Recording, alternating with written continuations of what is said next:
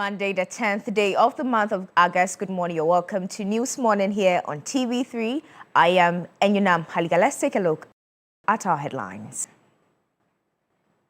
The New Patriotic Party urges President Mahama not to give his assent to the newly passed Cocoa Board Bill 2026. Also, residents of Accra East brace for days of power outages as the Electricity Company of Ghana undertakes planned maintenance across several communities. And much later, looming Bagre Dam spillage raises food security fears as expected flooding threatens the farms. We thank you for joining us this morning. We'll start off rather on some agricultural notes as the opposition New Patriotic Party is calling for President Mahama to withhold assent to the newly passed Ghana Cocoa Board Bill that's 2026, describing its passage as rushed and warning some provisions could hurt the cocoa farmer. The NPP says while it supports reforms to strengthen the cocoa sector, the bill was passed under a certificate of urgency without adequate consultation with key stakeholders, including cocoa farmers. Parliament on July 30 passed the Ghana Cocoa Board Bill 2026. The bill, which is awaiting assent, is to allow for major reforms in Ghana's cocoa sector. These include a guarantee that cocoa farmers will receive not less than 70% of the free on-board export price. But the New Patriotic Party says President Mahama should not sign the bill into law.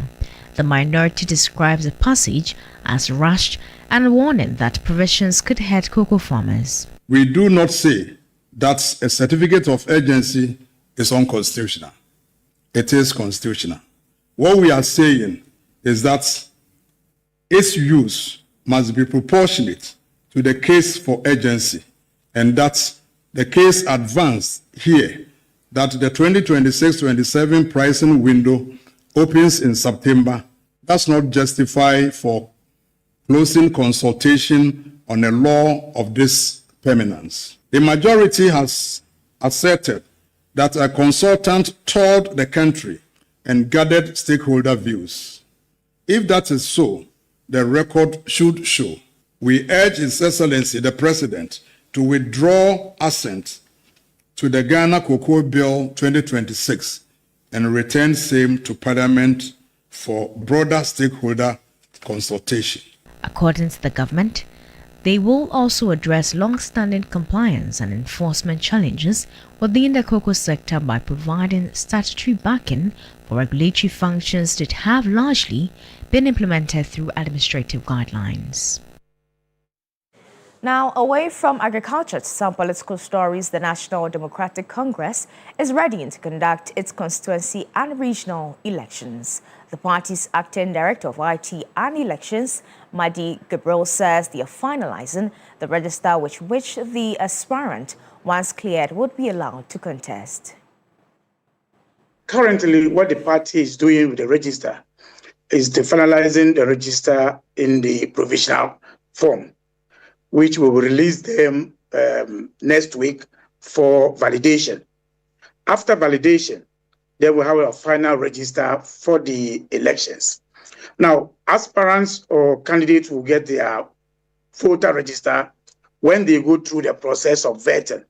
That's where the candidate will get their voter register. But for now, every process that we are doing is to prepare the register towards the elections in September. When it comes to legal issues, yes, during the process of the branch elections, some branches have some legal issues which the party have resolved them. We have some constituencies also have those issues. But in all those ones, the party legal team has dealt with all those issues. The preparation is based on how you manage your branch election process. And that's why the party spent over 8 months to run these branch elections. We are still handling the outstanding branch, some police and police station elections, all to give members of the party assurance that the upcoming constituency elections be free and fair. Now, residents and businesses in areas within the Accra East Enclave should gear up to face some power outages for a period of 6 days as the Electricity Company of Ghana carries out planned maintenance works. Now, according to a statement, areas such as Dodowa or Yarifa Airport Hills, Osu Achimota School will be affected. My colleague Nura Mohammed visited some areas and has filed this report. Starting on August 8, 2026, through to August 14, several areas within Accra East will experience a temporary power outage as the Electricity Company of Ghana, ECG, says its routine planned maintenance works will improve its service delivery. Residents in some of the affected areas spoke about how this temporary outage will affect them and how they will cope until things return to normalcy.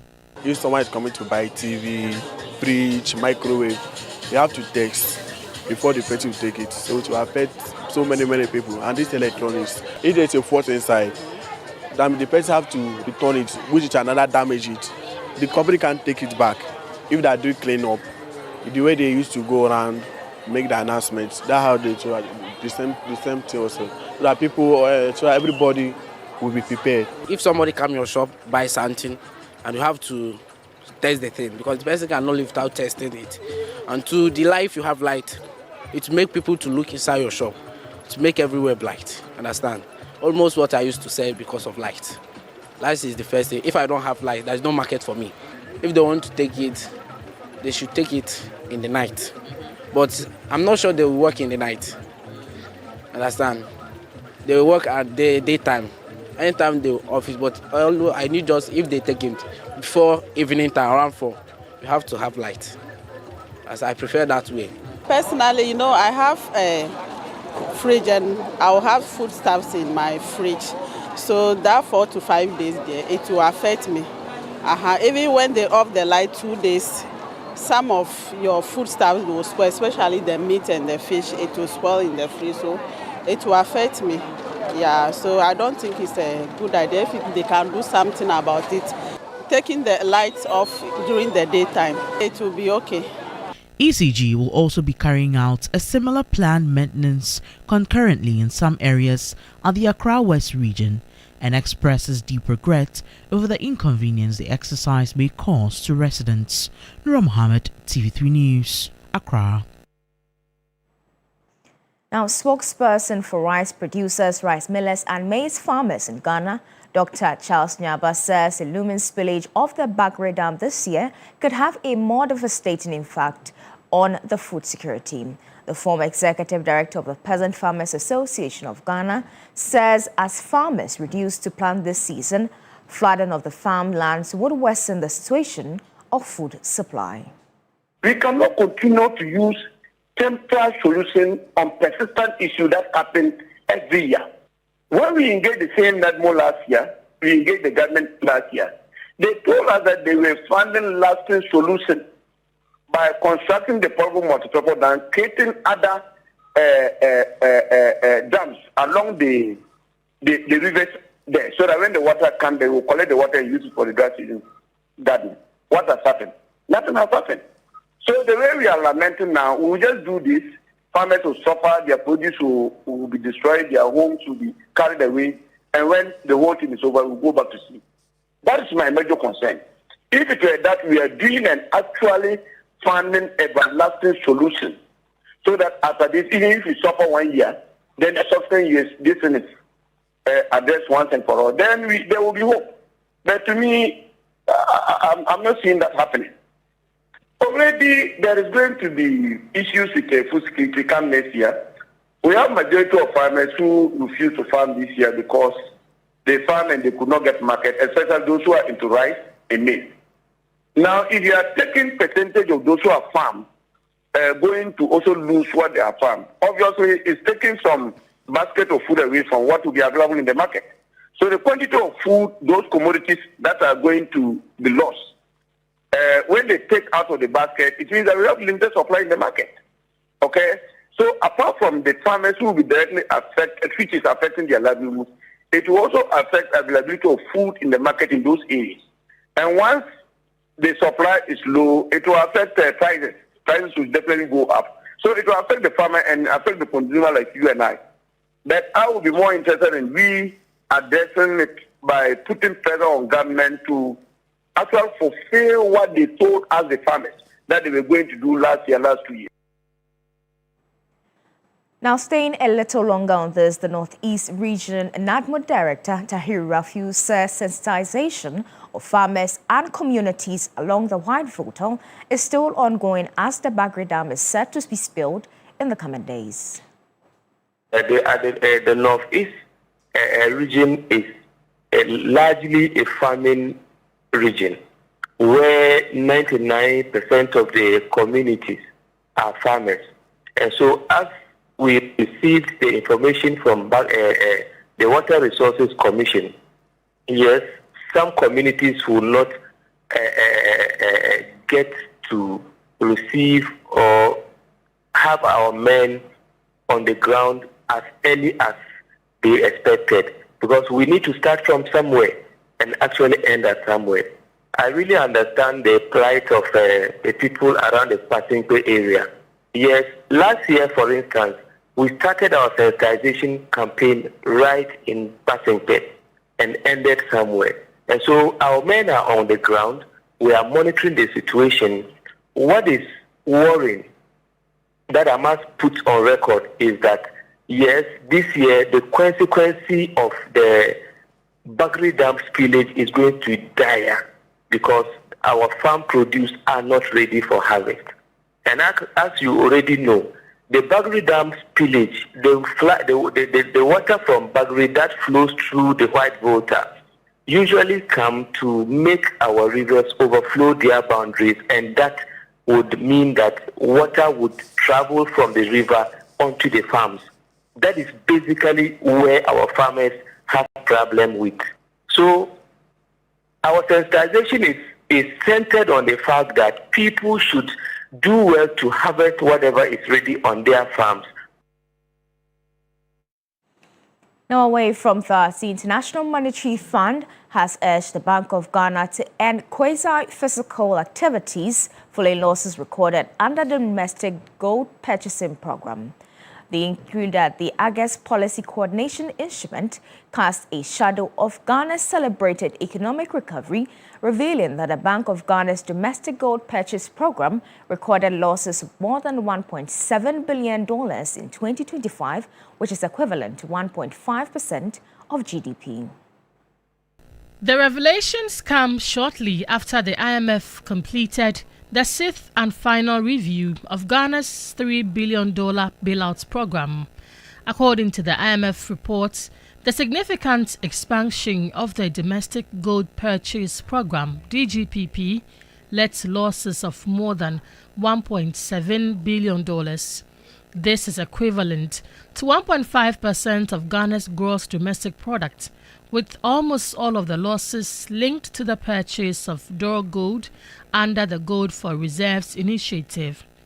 The fund says the losses are a combination of service and assay fees paid to Gold Board, discounts on gold sold to off-takers, and exchange rate losses arising from the difference between the Forex Bureau rate used to purchase gold and the city reference rate used for the Bank of Ghana's accounting. The report has now triggered a political debate. Ranking member on Parliament Economic Committee, Kujapon Nkrumah, is demanding full disclosure of the total financing provided for the program. But Sanarigu MP Atta Issa argues that the losses were a deliberate cost incurred to curb gold smuggling, rebuild reserves, and stabilize the economy. Professor of Finance at the Andrews University, USA, Professor Williams Kwesi-Pepora, says the central bank should desist from such transactions. We'll see the same thing being reported in 2027, which will be for the half year of 2026, where gold board activity were funded by the Bank of Ghana. To me, if you ask me, what is the most important thing? Has that strategy been able to help to stabilize the economy? And if you look at Ghana, our major challenge is how we control exchange rate, or we make sure that we get exchange rate stability. And the gold board, the gains on that weighs more than the cost that we are currently talking about. So it's better that way. He makes some recommendations on keeping the books of the central bank clean. For the central bank to be more independent. But the reality is that everywhere in the world, central banks normally get involved in the crucial financing activity. Going forward, and I pray that how we manage the economy from 2022 post-COVID will not happen again, where we will need a central bank to come and bail us out in this format. This is a plan that we have to make sure that we ensure that the Bank of Ghana gets equity injection. It cannot be done at a point in time. This is a long-term strategy. And I listened to the finance minister in the media budget mentioning that, yes, they are going to do this within a period of about 3 to 5 years. That's so it's something that needs to be done to ensure that the Bank of Ghana gets equity. An independent audit of the DGPP is underway, with its findings expected this year. Today, Monday, August 10, marks exactly 2 months since a day-old baby went missing at the Salaga Government Hospital. Families of the missing baby have expressed disappointment in the management of the Salaga Government Hospital and the Ghana Health Service for failing to provide psychological support for the distraught mother as promised. A report by Christopher Amakum.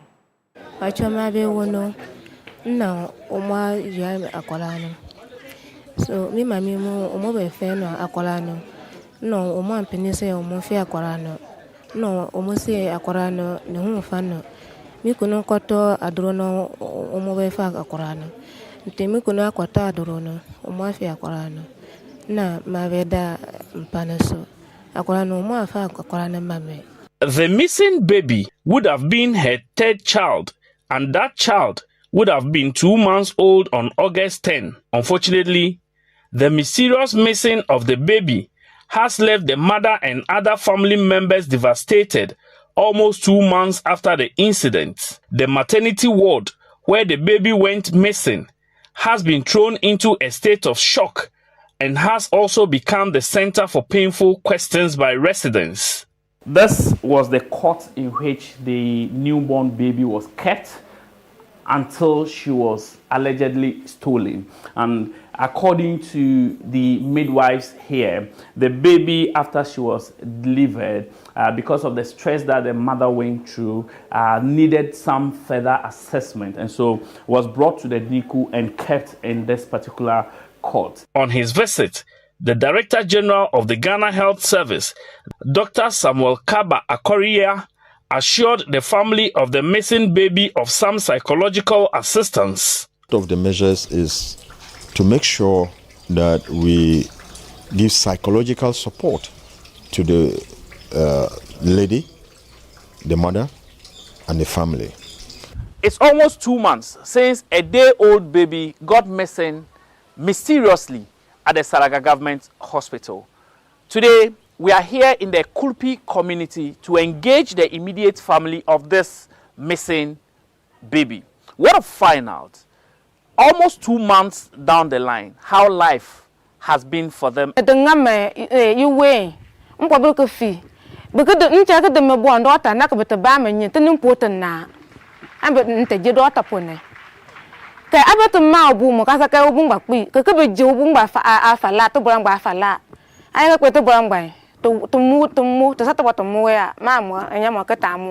Emi yase yempenyifo wana moye abanya djuma no matimi aba se mrekwa akwa na yare se omo ba behwe akwa ne papa ne akwa ne mame se na omo sete omo ba no omo kan sampi no omo skache se omo hwe ama next phone bi aba na omo ba ma mene akwa ne mame se ne afutopa ebe ya yakuma beto yeyem nti ebe simple pesa yewo bako bianu a wa baba hwe se akwa ne mame tisan akwa ne papa tisan. They maintain they are unable to go about their daily activities each time they think about the incident.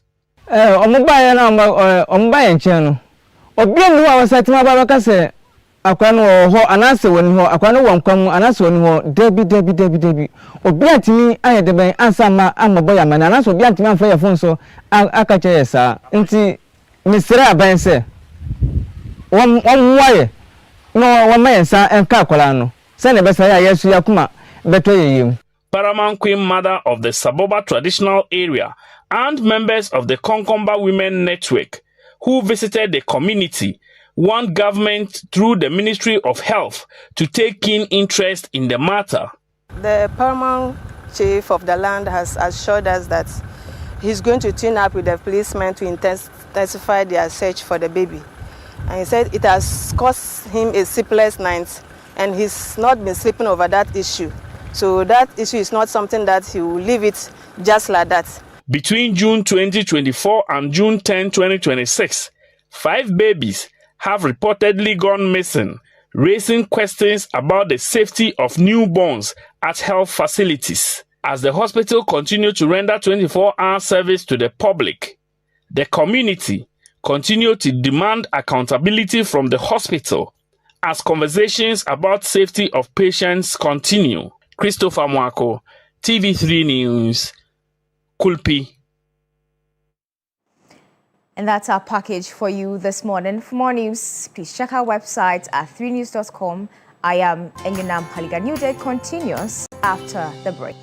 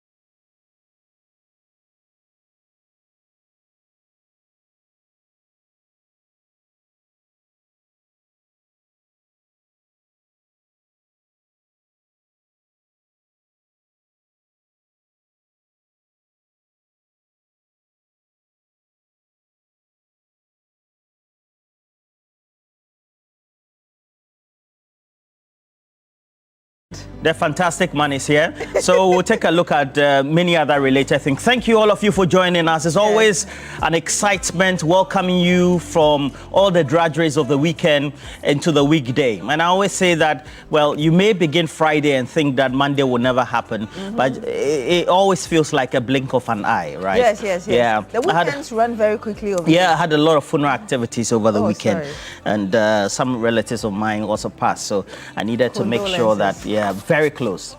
I needed to play firstborn role and make sure that I do what is right before the ordinary people of myself and then everybody else. So, but it's been quite an exciting period as well.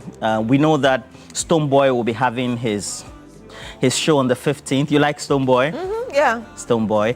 The last week we had Black Sherry, full song we're playing, having it in New York. Shatawale's own unfortunately failed, but massive. We're hoping for a new date. Yeah, massive crowd as well. So if you're in the UK, please make sure that you are able to troop in for Stonebwoy's show as well as a Ghanaian. Forget about you being SM for life. I know that Zill's doing who lives in the UK. That's a very controversial suggestion. No, for me, you know, I love Shatawale, and at the same time I love Stonebwoy, so I'm never caught in between though, because I love them equally. But the fans make it quite difficult for you to say that, oh, I support Stonebwoy today and then tomorrow you support Shatawale. So but it's all for the good of everything else. Yes, a lot of things happening really. And yesterday there was a video that I saw about the natural spilling, we could call it, of the Tono Dam.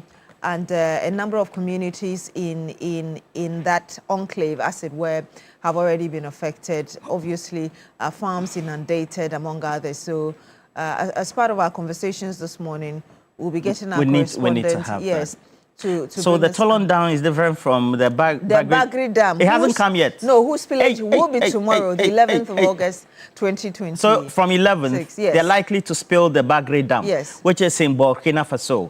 It's going to inundate the situation and then compound it. Because I think both dams are already overflowing, and so you can imagine the impacts this could have on those who live in and around those areas, and for those who also have farms there. You remember last week we had reports of some farmers beginning to harvest their produce, although it wasn't time for harvest yet, just to minimize the impact on their farms and, of course, their finances as well. And so that's something that we'll be keeping an eye on and bring you all the details that you need to Charlie, know. Yes. Whether you're watching us and you are Stephen Peng in Wa or or you are Diana Pang in Tamale, or you're Alhaji Binu Yorubo Shele in Savelogo, please make sure that you join us this morning. And if you have relatives up north, along the banks of many of these water bodies that will be inundated, whether it's the Tolon Dam that will be open, for which we're going to have our lead correspondent, Castro, joining us, Senyala, going to join us this morning to give us an overview of the situation, what we need to do as well, by way of caution. Or you're also looking forward unpleasantly to the Bagri Dam spillage. Please let us have some exciting conversation on the subject so that we all educate each other on what to do. Indeed. And for big issues, we would also want to touch on a very tiny issue. It'd been brewing, and then Thursday we had officials of the United States sit in court and then adjudicate a final judgment on a very tiny subject involving one of the lead financial houses across the world. A lot of history behind them, Goldman Sachs. We had one of our own who had worked there, Mr. Bekum. Subsequently, by 2020, had become the managing director of the Tema Oil Refinery. But before then, within the periods of 2013, 14, and 15, negotiations had started for a power plant to be put together, brought in country in Ghana in the first term of the John Mahama administration. And so officials of Goldman Sachs had interactions with the Ministry of Power or Ministry of Energy as well, because we had power crisis, if you remember. Exactly. Power at the time should have been Komna Donko, who was the Minister for Power. Yes. So then they could contract what we now have as the AXA Energy plant as well.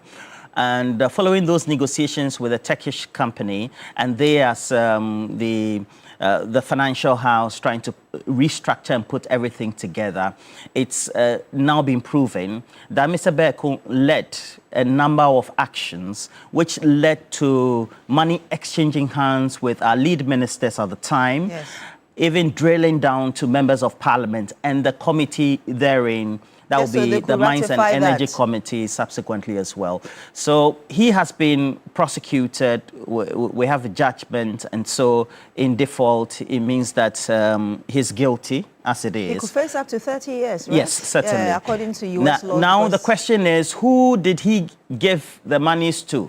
Yes. We already have a lead. We have our own special prosecutor through the Office of the Special Prosecutor, upfrontly also undertaking a lot of investigations on the subject for him or for the U.S. government as well. And so that is one. Following this, the Attorney General of Ghana, who also, if you look at the individuals involved, whether he could also be mentioned one way or other, speculatively, has said that he wants to investigate this and bring to book those officials in the first term of the John Mahama government who took the monies or the bribes, so to speak, and if they're guilty, then it means that they have to be brought to book, prosecuted as it is. Yes. And that speaks volumes about actions that are taken by officials in office, and then also the responsibility thereof of those international bodies that tend to relate and then have dealings, trade and commerce with officials. It's quite interesting the amount of monies involved because when you read the report as put out by the Justice Department, it talks about up to $1 million. And even some officials, when they went to Turkey to, as it were, have an inspection. And then discussions. Exactly. And also $46,000 given to some members of parliament. Yes, exactly. Yes. And I think the report again talks about specifically five government officials then who might have been influenced just so the deal could come to the Beko and his Turkish partners. And so I believe that's something that your regular guest would break down deeply. Yeah. And you talk about the special prosecutor. There's actually a statement coming through. It came in very early in the morning after 4 a.m. today. And I could just read a bit of it and hopefully we can display it as I'm reading it. So the title is Conviction of Asante Kweku Beko, International Cooperation in Action.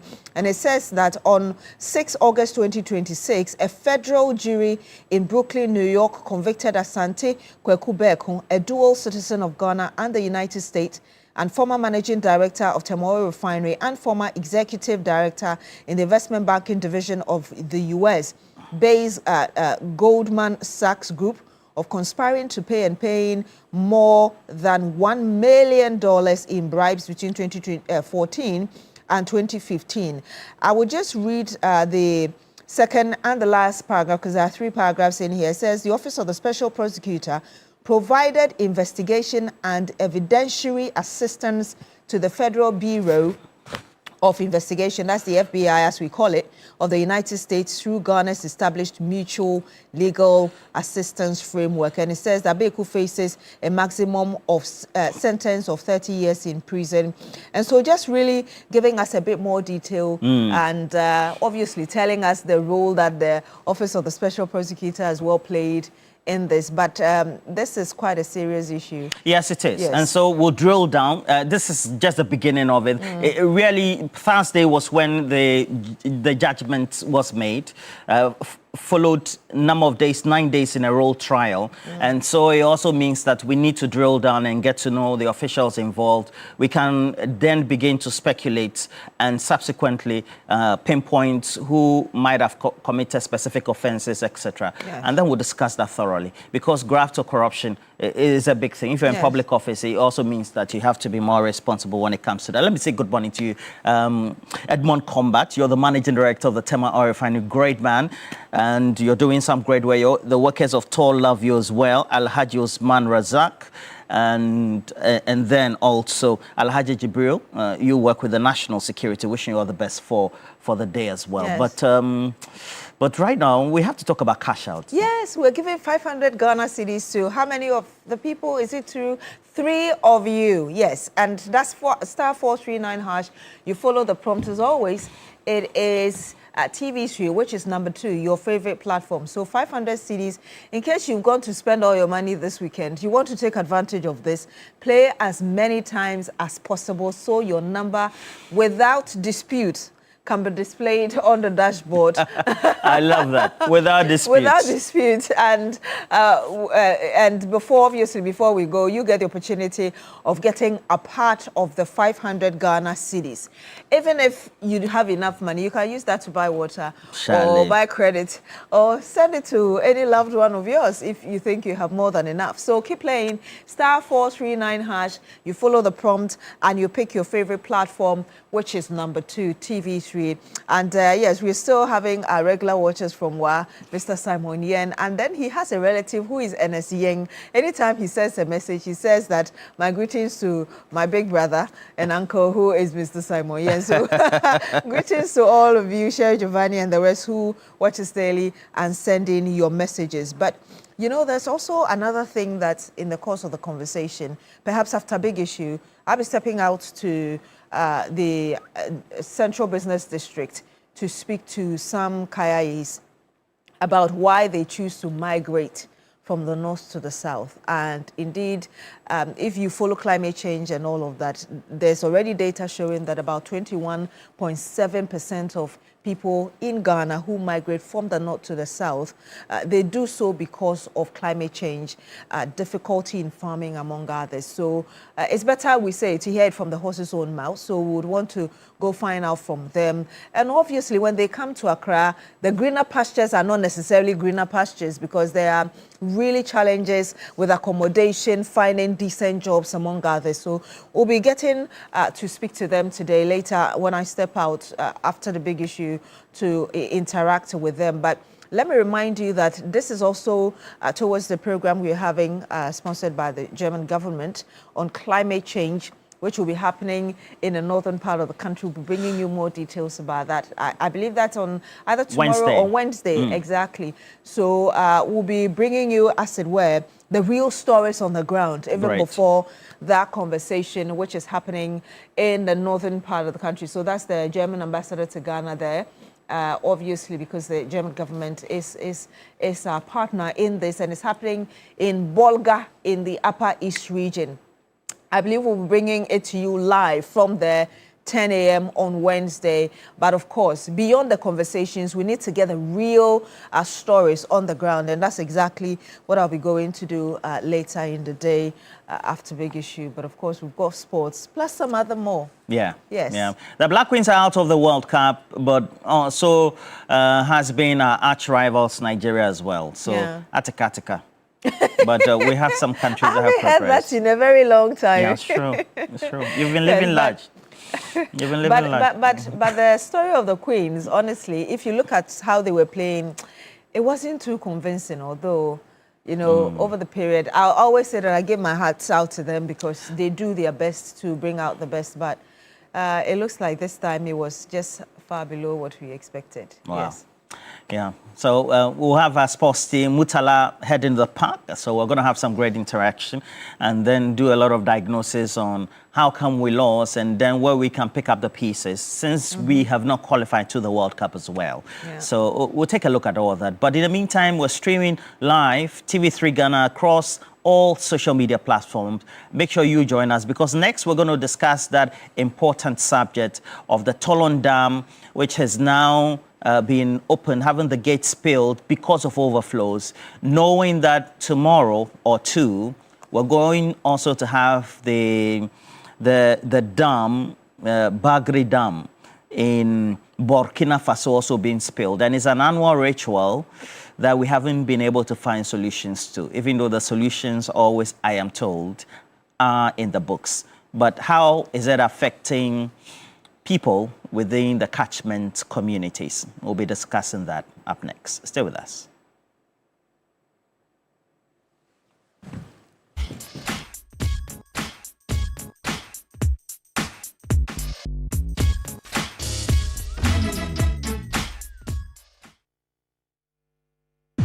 breaking news, guys. So the Tono Dam has officially started spilling. Yes.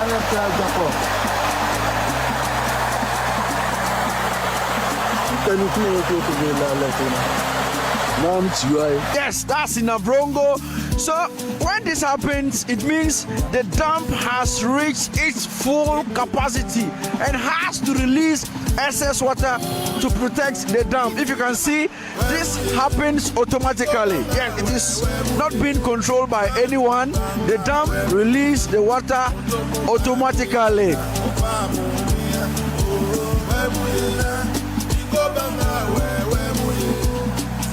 So this video is simple to alert motorists and residents who use this route to Chuchulga, Chana, and then Sandma to stay alert. Stay alert. The spillway is officially open. No can cause problem, give us. Stay alert. The spillway is officially flowing, officially open. Why? Cameraman they cry. He go cry.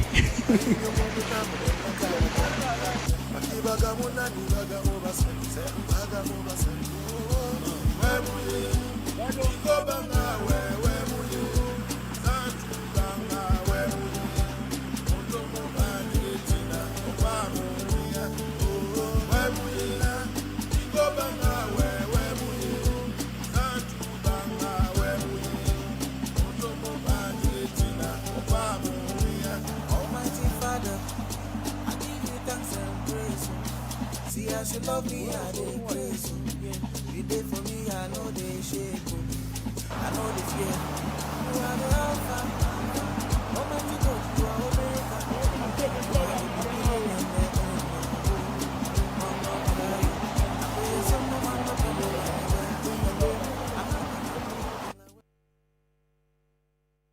And that video was done by Justin Blocker. And I actually watched this video as well on TikTok. I watched it on Facebook. Okay, I did on and TikTok. I loved the comments that were beneath it. In fact, somebody said that we should turn this into a commercial thing annually where people can go have fun and still, you know, be able to get something for the community. Yeah, it's an irony, right? When tragedy is striking others, then you also want to. Yes. And Justin Blocker there, you get onto TikTok, you also get to find many of these individuals, content creators who tend to also share based on what they film in their communities and around them as well. Did you see how clean the water is? Very clean. Because Galamsey know they happen for that area yet.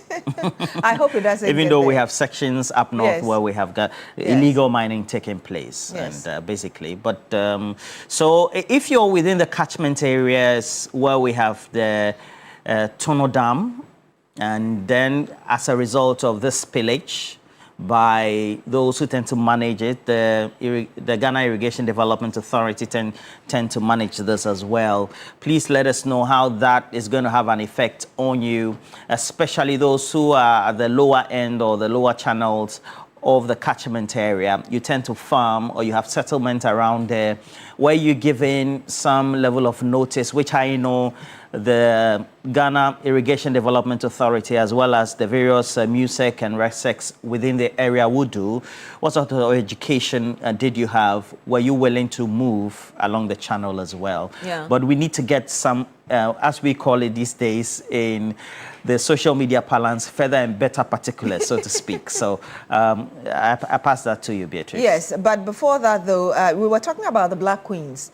And Nana Jiman, sports analyst, I'm sure you know him. Yeah, he sent us a message. Yeah. He says, good morning, Beatrice. Najiman, good morning. And Roland.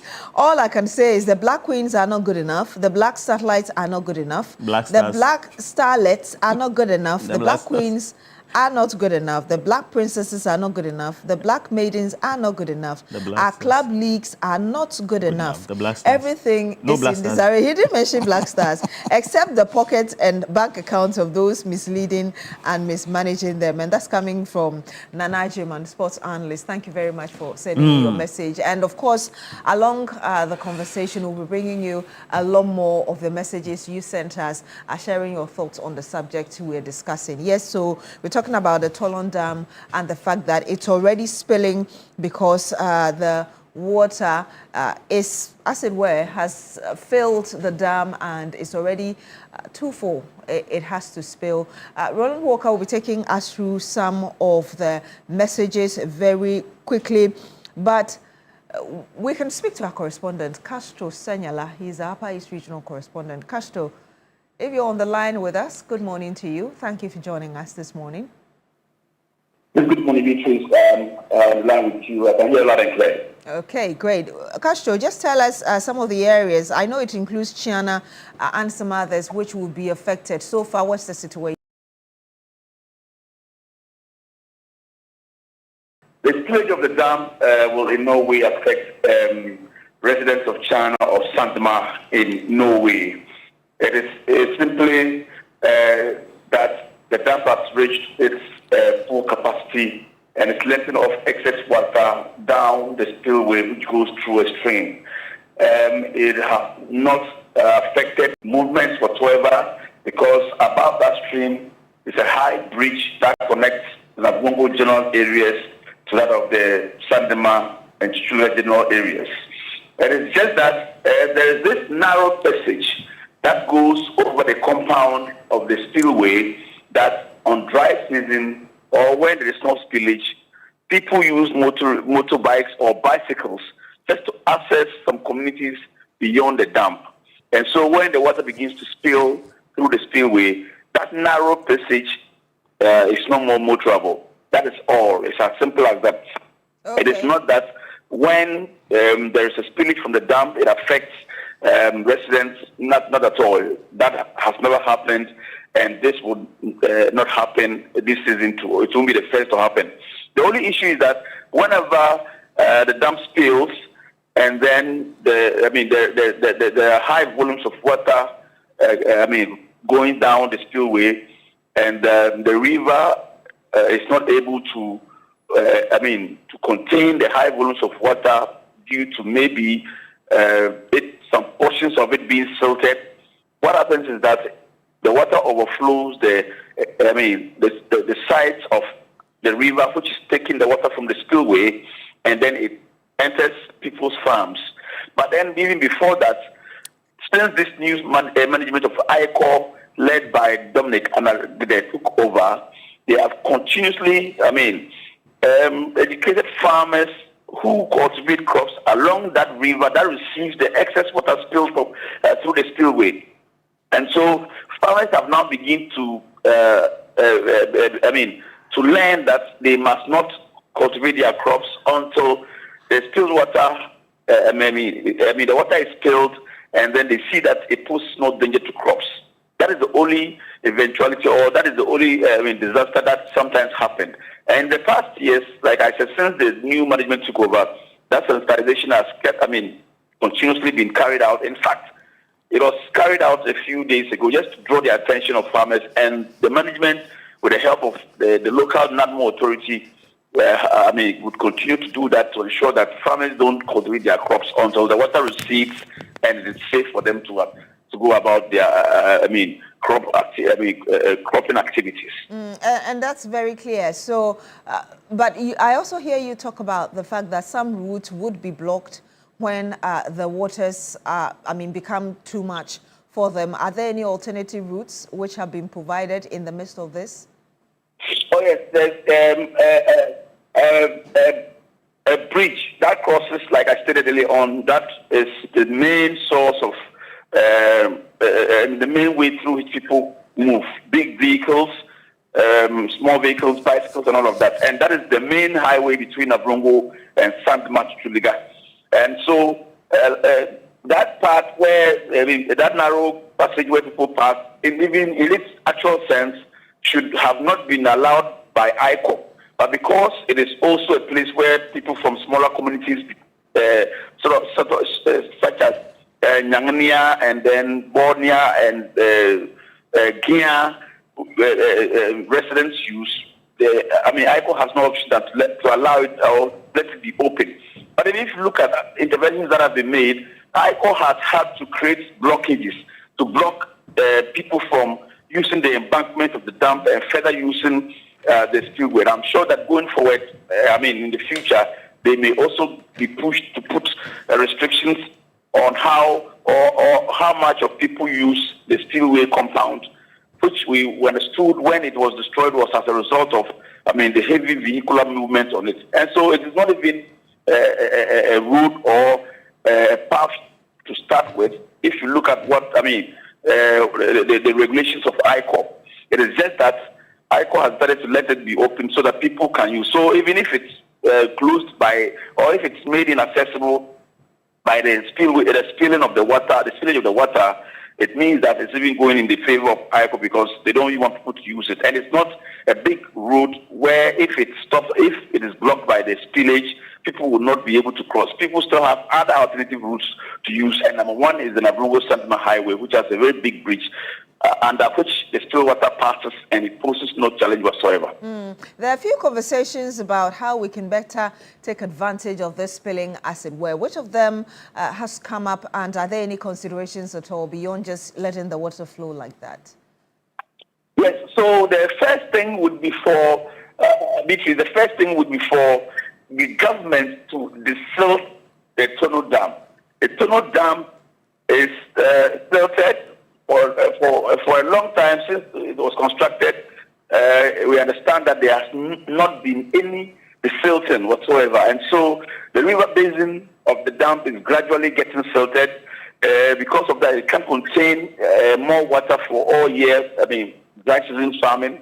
And so the first thing would be for government to take moves to desilt the Tono Dam to make more room for it to contain more water.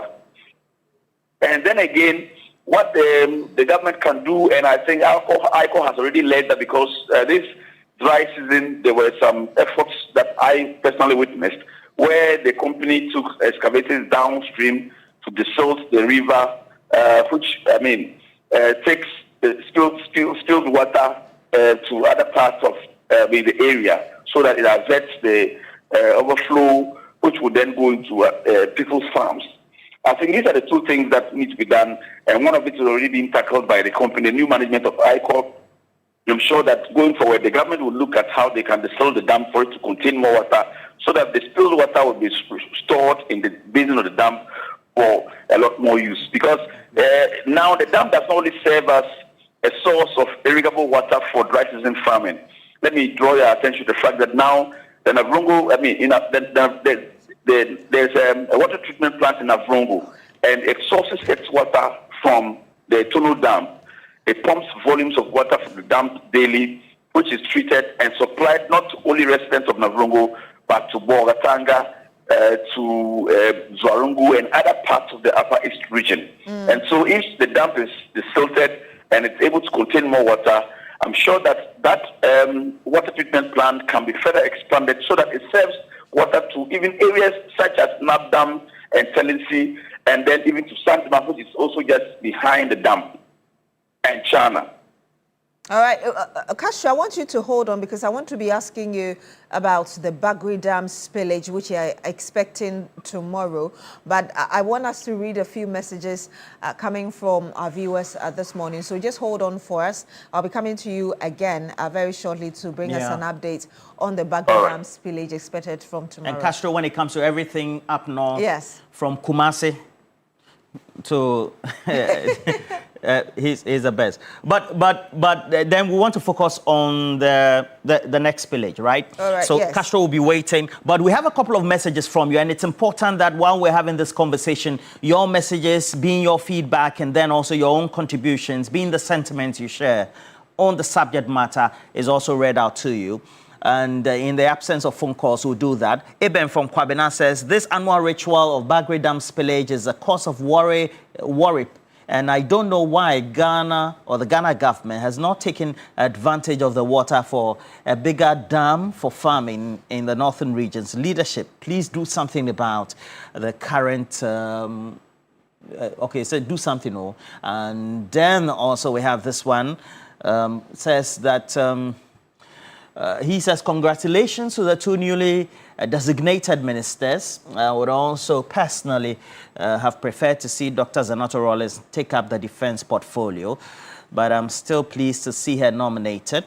And we know that Ken Gilbert J, who before becoming the defense minister was the minister for works and housing, is now the substantive minister, reassigned. So again, by what the constitution does indicate and what the norm has been, he doesn't have to go through vetting by Parliament. But this one is coming from Humado Sichopa from the Guan constituency.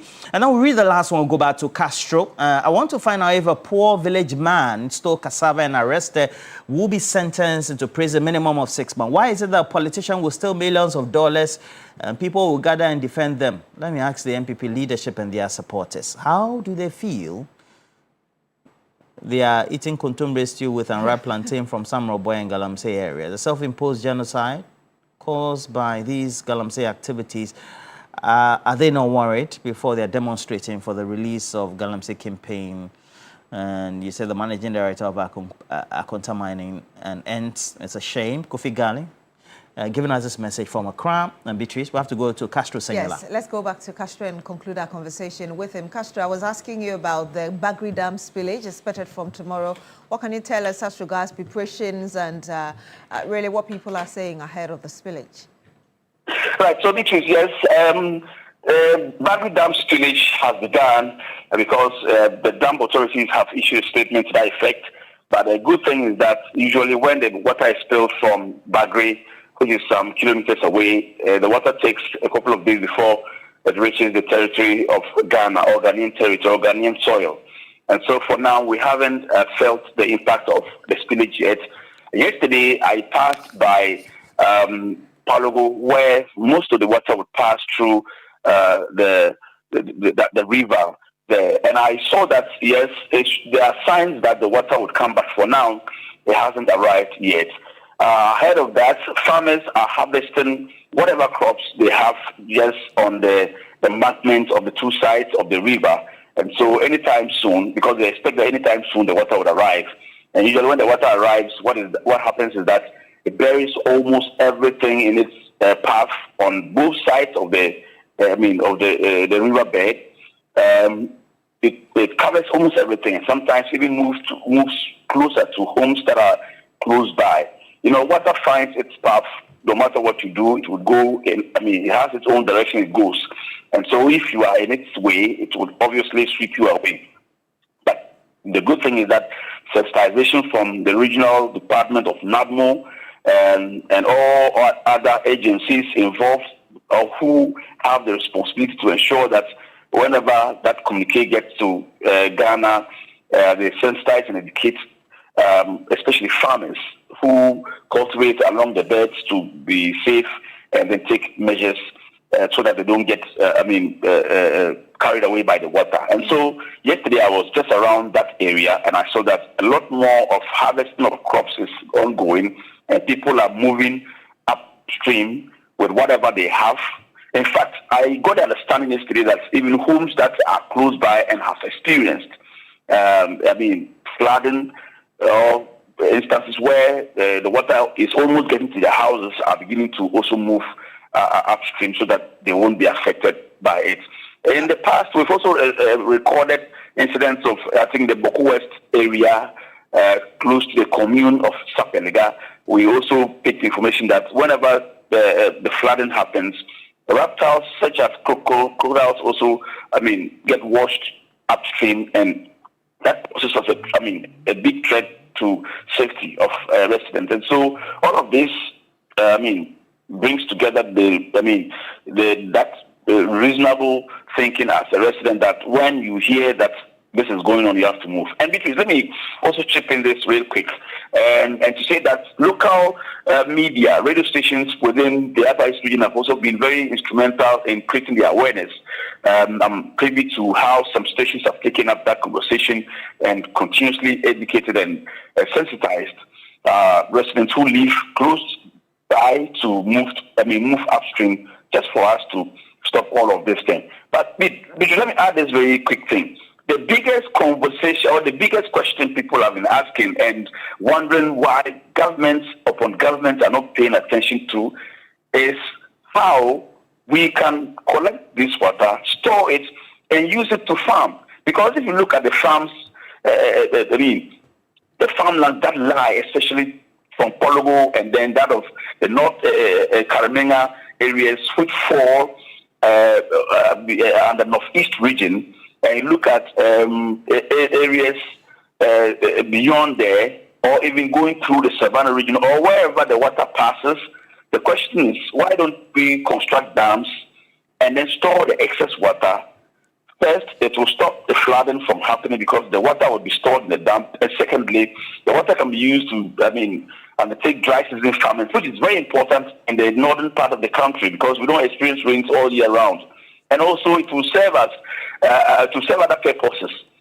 Then the big question comes in: when will the Pologo Dam be constructed? And so, Beatrice, the questions that are on the mouths of residents, a lot of residents, Senate residents of Upper East, is that when will government construct the Pologo multi-purpose dam to collect the excess water, to stop the flooding from happening every year, and also for us to generate power and use that water to cultivate during the dry season, when water is one of the essential commodities in the northern part of the country. I believe you've been speaking to officials who are supposed to be facilitating this and giving us information on when. The question that is being asked, what have you been told?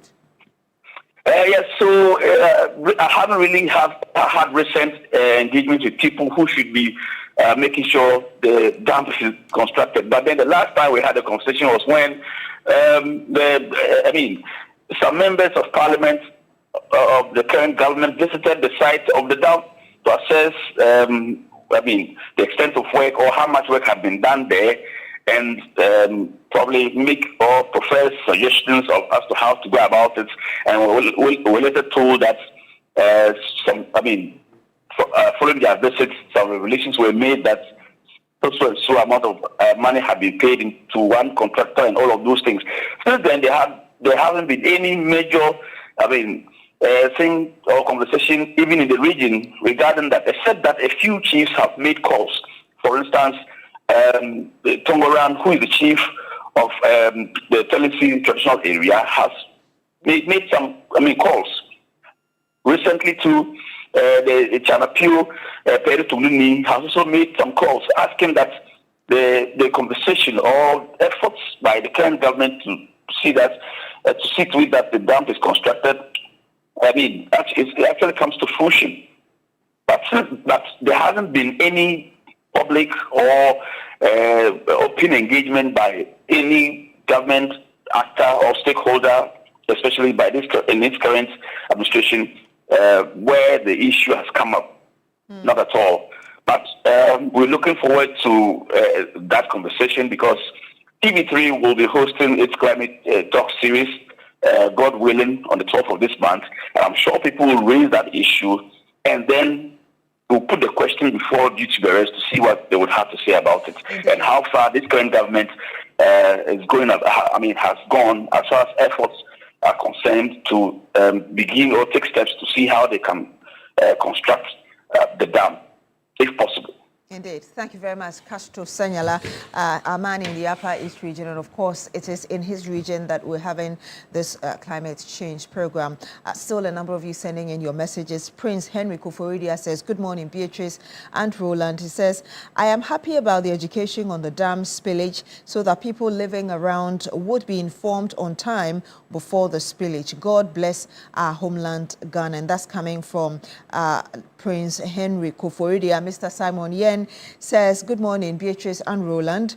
It is unfortunate that this Bagri Dam spillage has become an annual ritual with no end in sight. Upstream, Burkina is able to conserve excess water for dry season farming, and yet Ghana downstream only laments the effects of the dam spillage. Quite unfortunate indeed. And that's coming from Simon Yen in Wa Upper West region.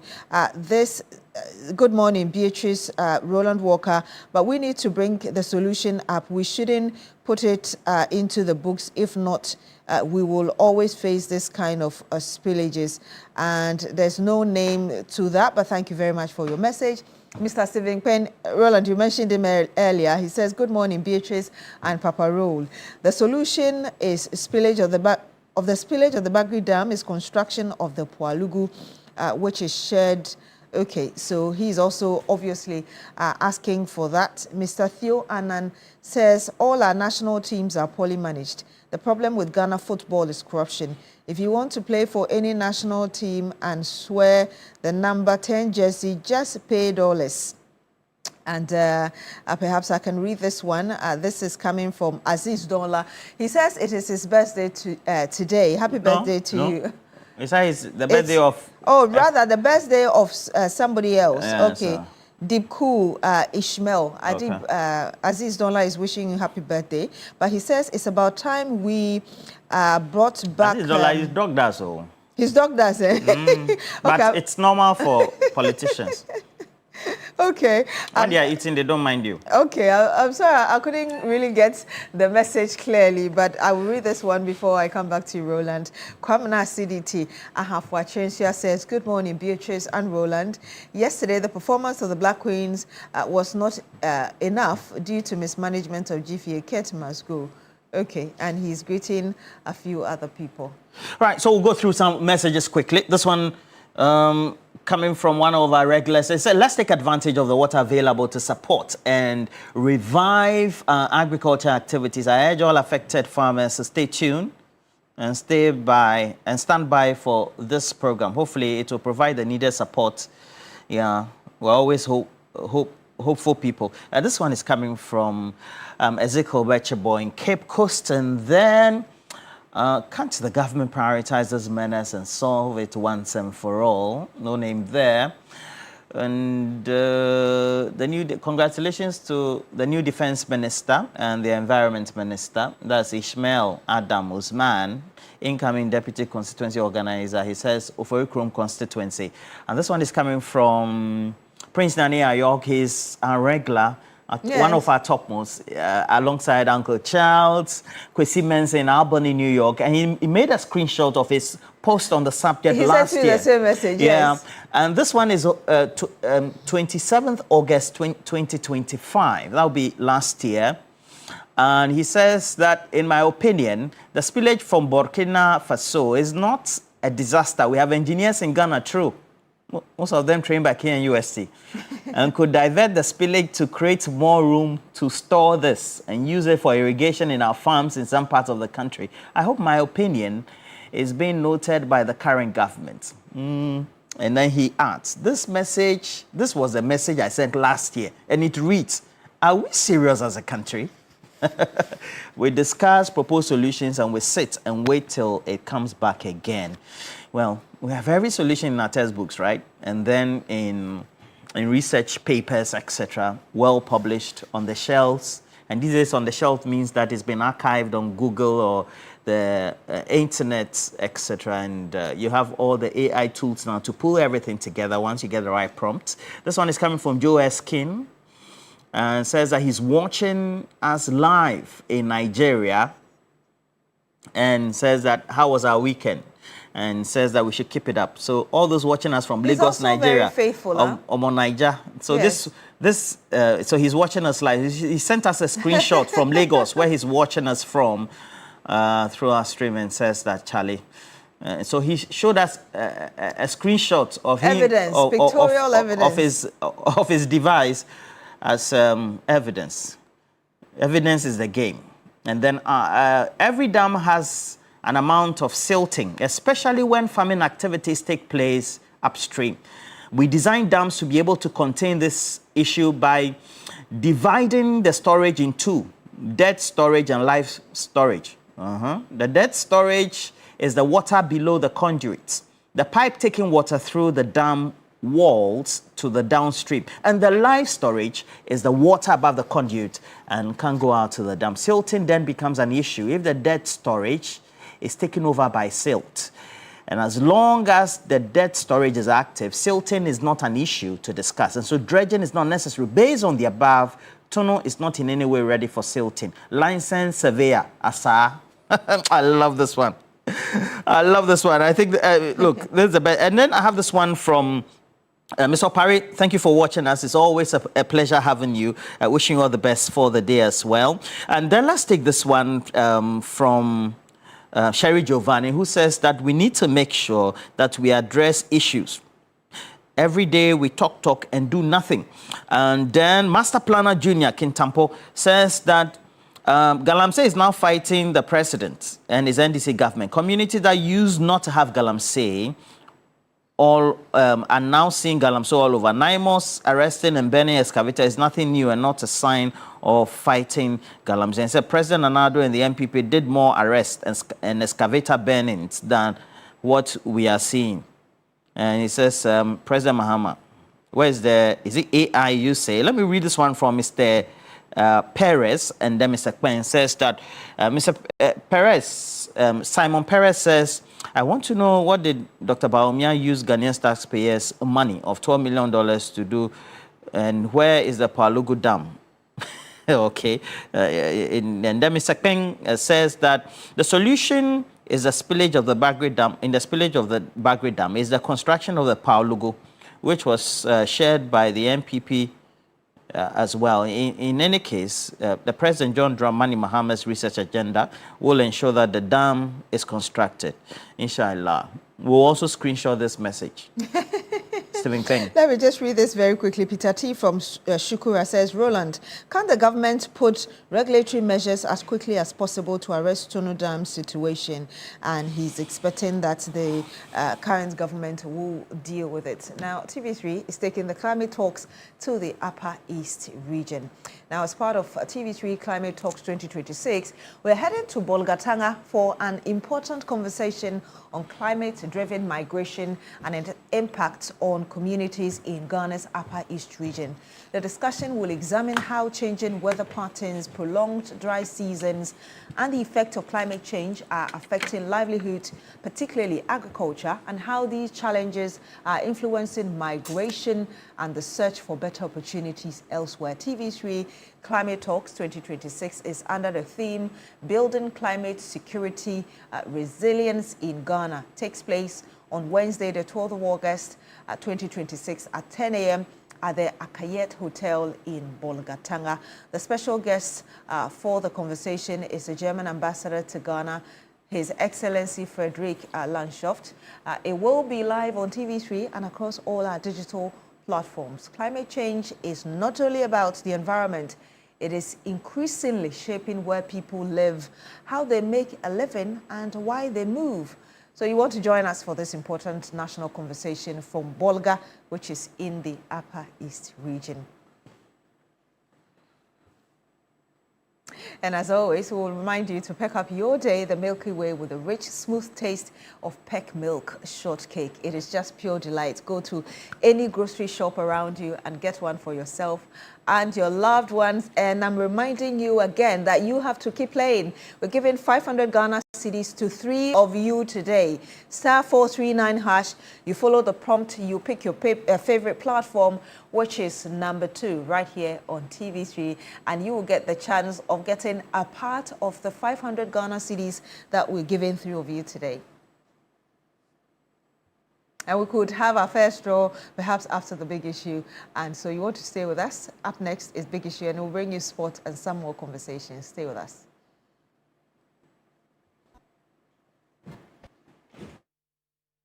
Asking why the children march to war? Why you know we have to march to be?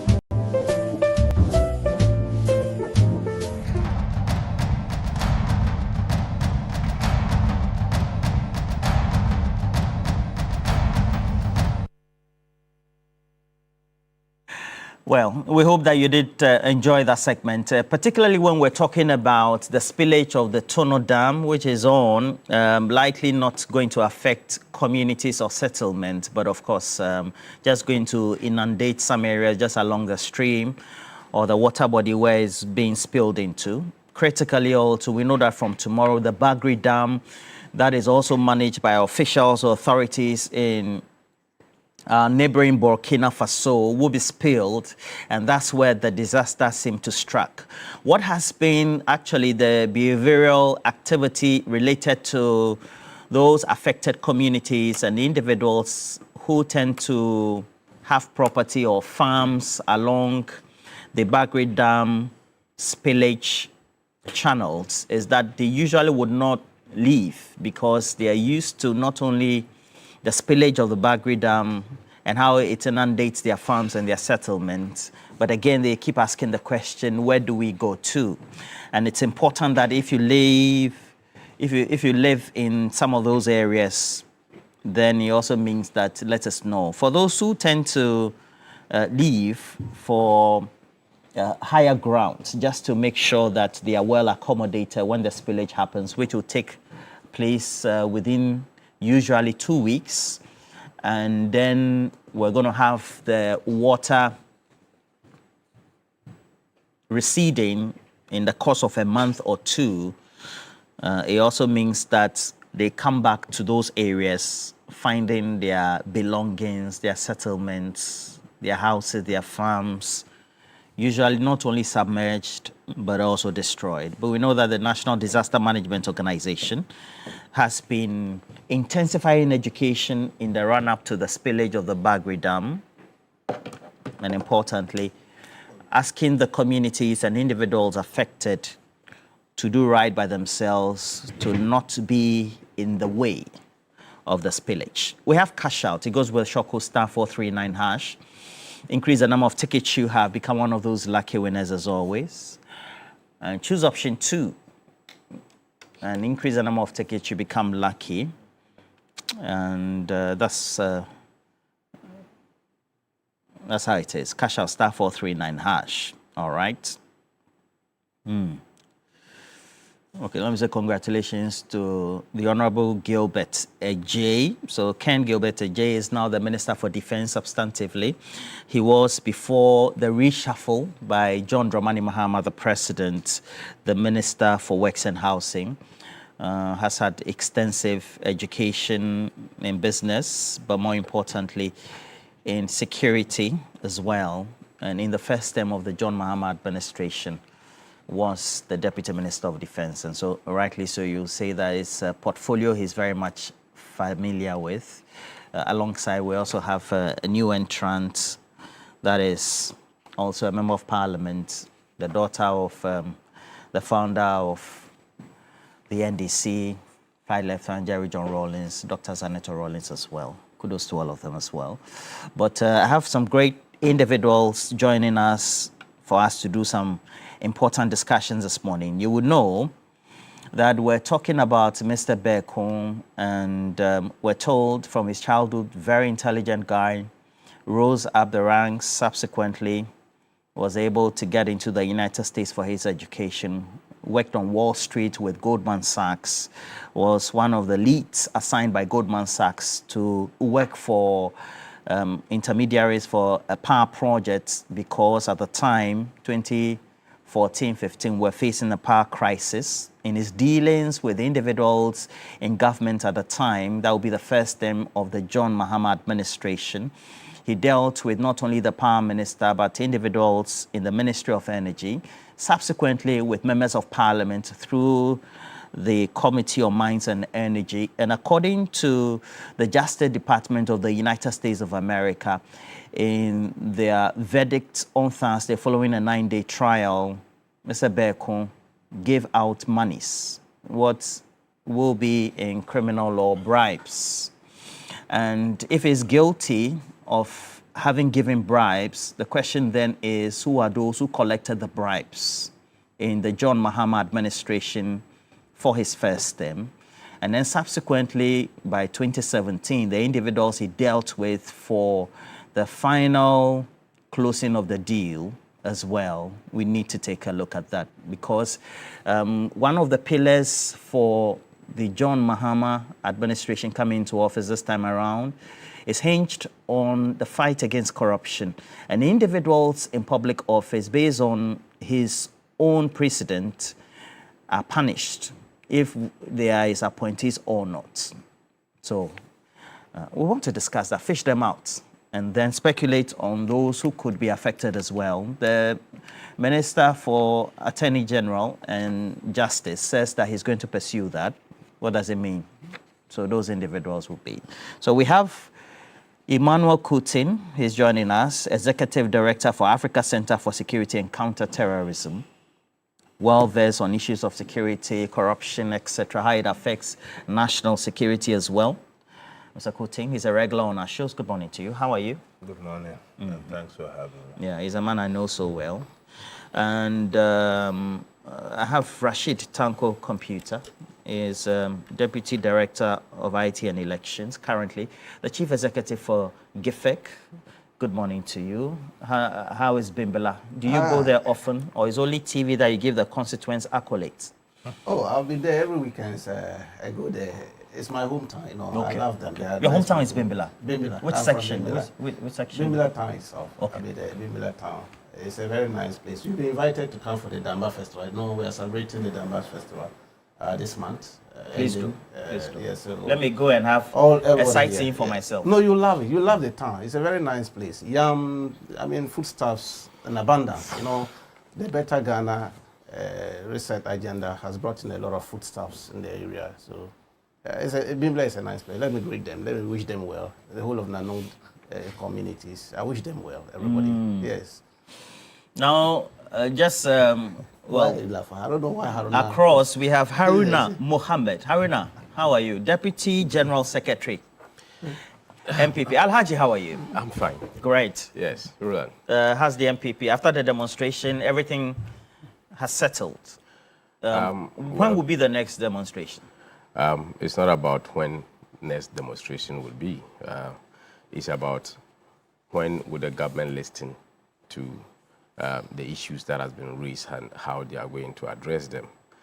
I think that the party is solidly on the ground under the direction and leadership of the flag bearer, whom we have much confidence in will be the president in 2029, Dr.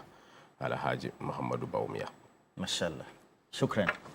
And then also, of course, we have coming with greetings from Alan Kujo Tremanting, the leader of the UP, lawyer Apia Dankwa is a regular as well. Good morning to you. Yeah, good morning, good morning to your lovely viewers. Good morning to my very good friend and brother Coutin. The first time sharing the platform with you, but we have a very good relationship outside the screen. So very, very pleased to share this platform with him. Good morning to my brother Computer and Haruna, and wishing all my Ghana brothers Afi. They are celebrating the Homo. Yeah. All right. So we'll get to the subject, and then we've given you the timelines already. Now, Rashid Computer. This one is direct or bullets. What do we do with this? Well, because it looks like instructions have been given by the president to the attorney general. Deal with the officials who will be culpable. What's your own opinion so far? Well, we have a president that we can trust. A president who abhors corruption. A president who wants to make sure that we sanitize the system. That's why we came in with the manifesto of resetting agenda. I mean, to reset the country. I mean, resetting the country doesn't necessarily mean building the rules and other things, but to reset our own mindsets, the way we do things. I mean, corruption is, I would describe it as a murder to development. I mean, if you look at corruption, that's how I describe it. It's a murder to development. It's one of the things that has brought us to our knees in this country over the years. Now, and this is the president who has taken it upon himself to deal with it. You remember when he was in office then in 2015, 26, his own appointee, who was then heading at that time it was called GDAP. Yes, he didn't mince words in dealing with when the matter came to heads at that time. I mean, so this is the president, when he says something, he meant it. He's going to do it and he's going to deal with it.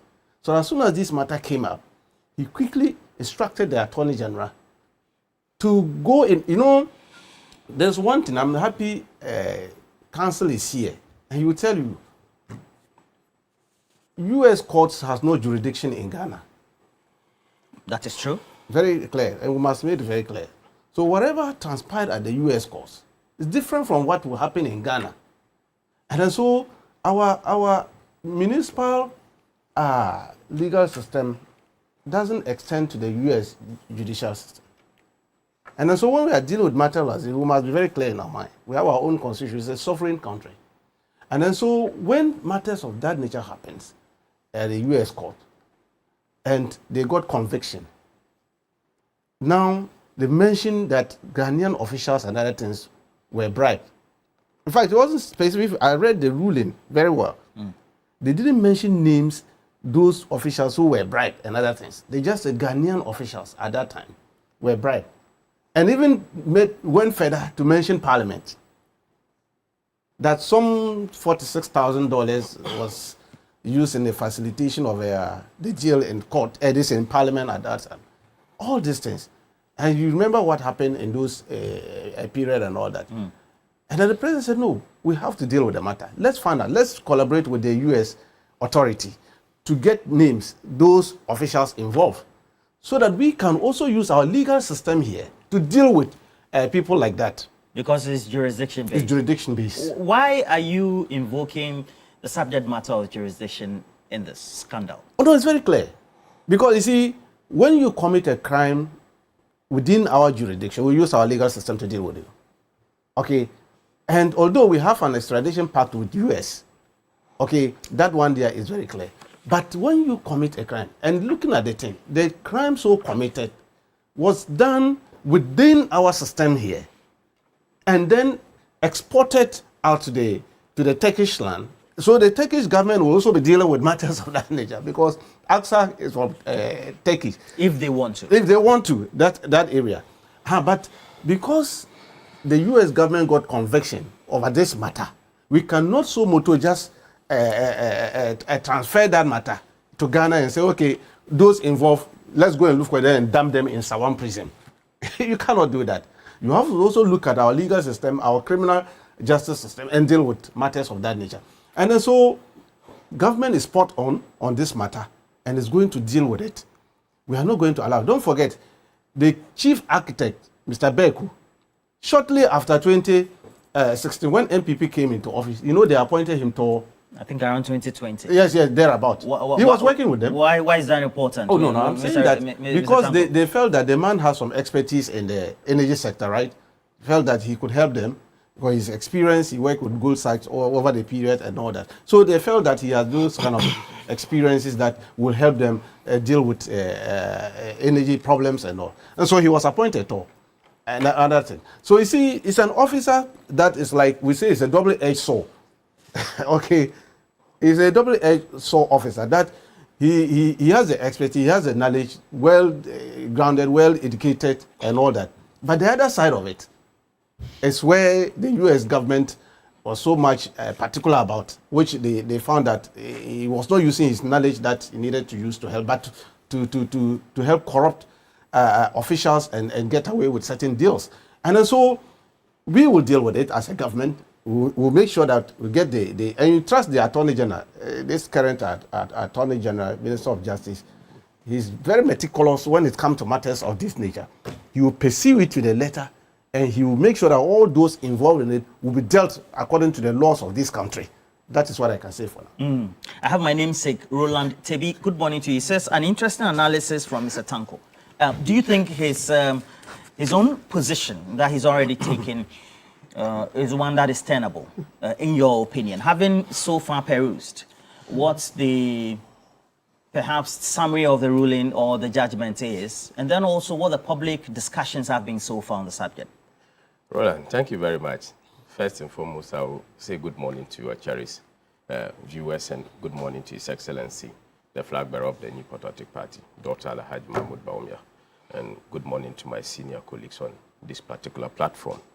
From the onset, having listened to Mr. Rashid, you will see that there's a beginning of a cover-up on this particular matter, because he's beginning to question whether names have been mentioned, names have not been mentioned, jurisdiction issues, and differences between US and Ghana and all that. But what we do know is that evidence in US and evidence in Ghana are the same. It's really the application of the evidence in the law processes within the country.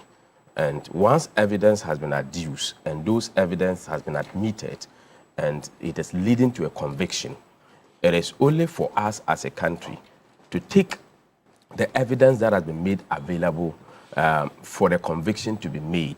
And in fact, I would say that the food has been cooked for us. It's left with us to spill the food or to utilize it. I don't understand, Alhaji. Which food has been cooked? The US court. How do we have to make sure we... You see, this case has come to vindicate the MPP, our position, that the power deals that were signed under Mr. Mahama was something that was shrouded in secrecy, and some of them were being done for some benefits. And because of that, we had said that when we come to government, we are going to review some of them. And indeed, we did. Reviewed most of them. All of us will remember that Mr. Mahama plunged this country into artificial darkness for close to 3-4 years. And after doing that, he created a ministry solely for that particular purpose called the Power Ministry. He recruited the MP for Puru, Dr. Kobna Donko, as the first minister for that particular ministry. Minister for Power? Yeah, Minister for Power. And when he was recruited, this gentleman, the minister moved in quickly to be signing power deals. And this particular case we are talking about is about the deals that Kobna Donko was signing. And if you read the judgment carefully, it tells you that about $1 million were being given to the power minister. Did you expect them to mention the name? Who was the power minister? There is only one power minister in this country since the formation of the Fourth Republic. There has not been any power minister. He's the only power minister. So it is straightforward. Kobna Donko was the one that has been mentioned in that particular bribe scandal. Again, it is also mentioned in that particular scandal that a senior advisor to the minister, who was the senior advisor at the time when he was the power minister? The senior advisor is mentioned. The name is not, but the senior advisor cannot be hidden. You mean it's known? Yeah, it's known because when you go back to the record, the senior advisor is known. Again, in that particular deal, that members of parliament, who were the members of parliament in that particular era? Is it the 7th parliament? Is it the 8th parliament? Which parliament was it? Then you would know the specific parliament. In that parliament, who was the chairperson for that particular committee? Who was the chairman? Then in that particular parliament, who were those who led the delegation to Turkey, where they took 5,000 bribes as all expenses paid trips, and then also $45,000 distributed to members of parliament for the approval. In fact, 46. Yeah, $46,000 distributed to them. And these are persons that are mentioned. They are mentioned specific. So I don't see us even having difficulty to deal with this particular matter. And Ghanaians will have to give us our stone for questioning the deals in this particular power sector. Because what these people were interested in was not to solve the artificial doomsday that they had put on the people of Ghana, but was rather to enrich themselves. So it is not surprising that a US court, having related with the UK and also the Ghanaian government, remember this case did not just start today and ended today. It didn't just spring up. It isn't, yes. It came up since 2023, 2024, 2025, and this case has run. But all these things had happened within the space that Mr. Mahama was the president. So let me ask you something. The protagonist in all this is Mr. Beko, Wall Street banker, great experience with Goldman Sachs. he, according to now the judgment, undertook all these underhand dealings because even to hide off, because they have compliance directives and then also quotes in Goldman Sachs, and then also again indicated by federal laws of the United States. So he even had to now transfer beyond using official mails to his own personal mails to hide what they call the holy rain, so to speak. The judgment is indicating the gentleman is culpable, as a result convicted. But the MPP government appointed him to head tour. He might have had something, not only of international repute, but also his own capabilities for you to appoint him for somebody who is now said to be guilty of such crimes. You see, these are two complete different things. Sure. His knowledge in the energy sector is not in doubt, where his workings within his former employee bank, that is a bank, and also the Goldman Sachs, and also his invitation to work within the energy sector. But this particular case and the underhand dealings and the conspiracies that has happened is different from the role that was given him under the MPP government. And if indeed he has something to hide, they can go ahead and go to tour and make investigations about this gentleman if he has done any other thing besides what he has done for them. Because these people, even the linkage between AXA to this particular gentleman or the bank was done by somebody very close to the presidency at the time to be able to end this particular deal for them. So invariably, you see that the NDC have done so well with him with respect to that particular transaction. And he also has analyzed them and realizing that, yes, these people, if you give them bribes, they will be able to sign the deal for you. And also, the bank will be able to benefit from them because the minister had to take a decision for the government to agree on that particular power deal. And he has realized that having been a dual citizen, these people are very comfortable when you put some bribes before them. Remember, not long ago, we have what we call the government official one. And OSP clearly named His Excellency the President as the government official one in that particular documentation and in that particular Airbus issue. Again, President Brother was mentioned.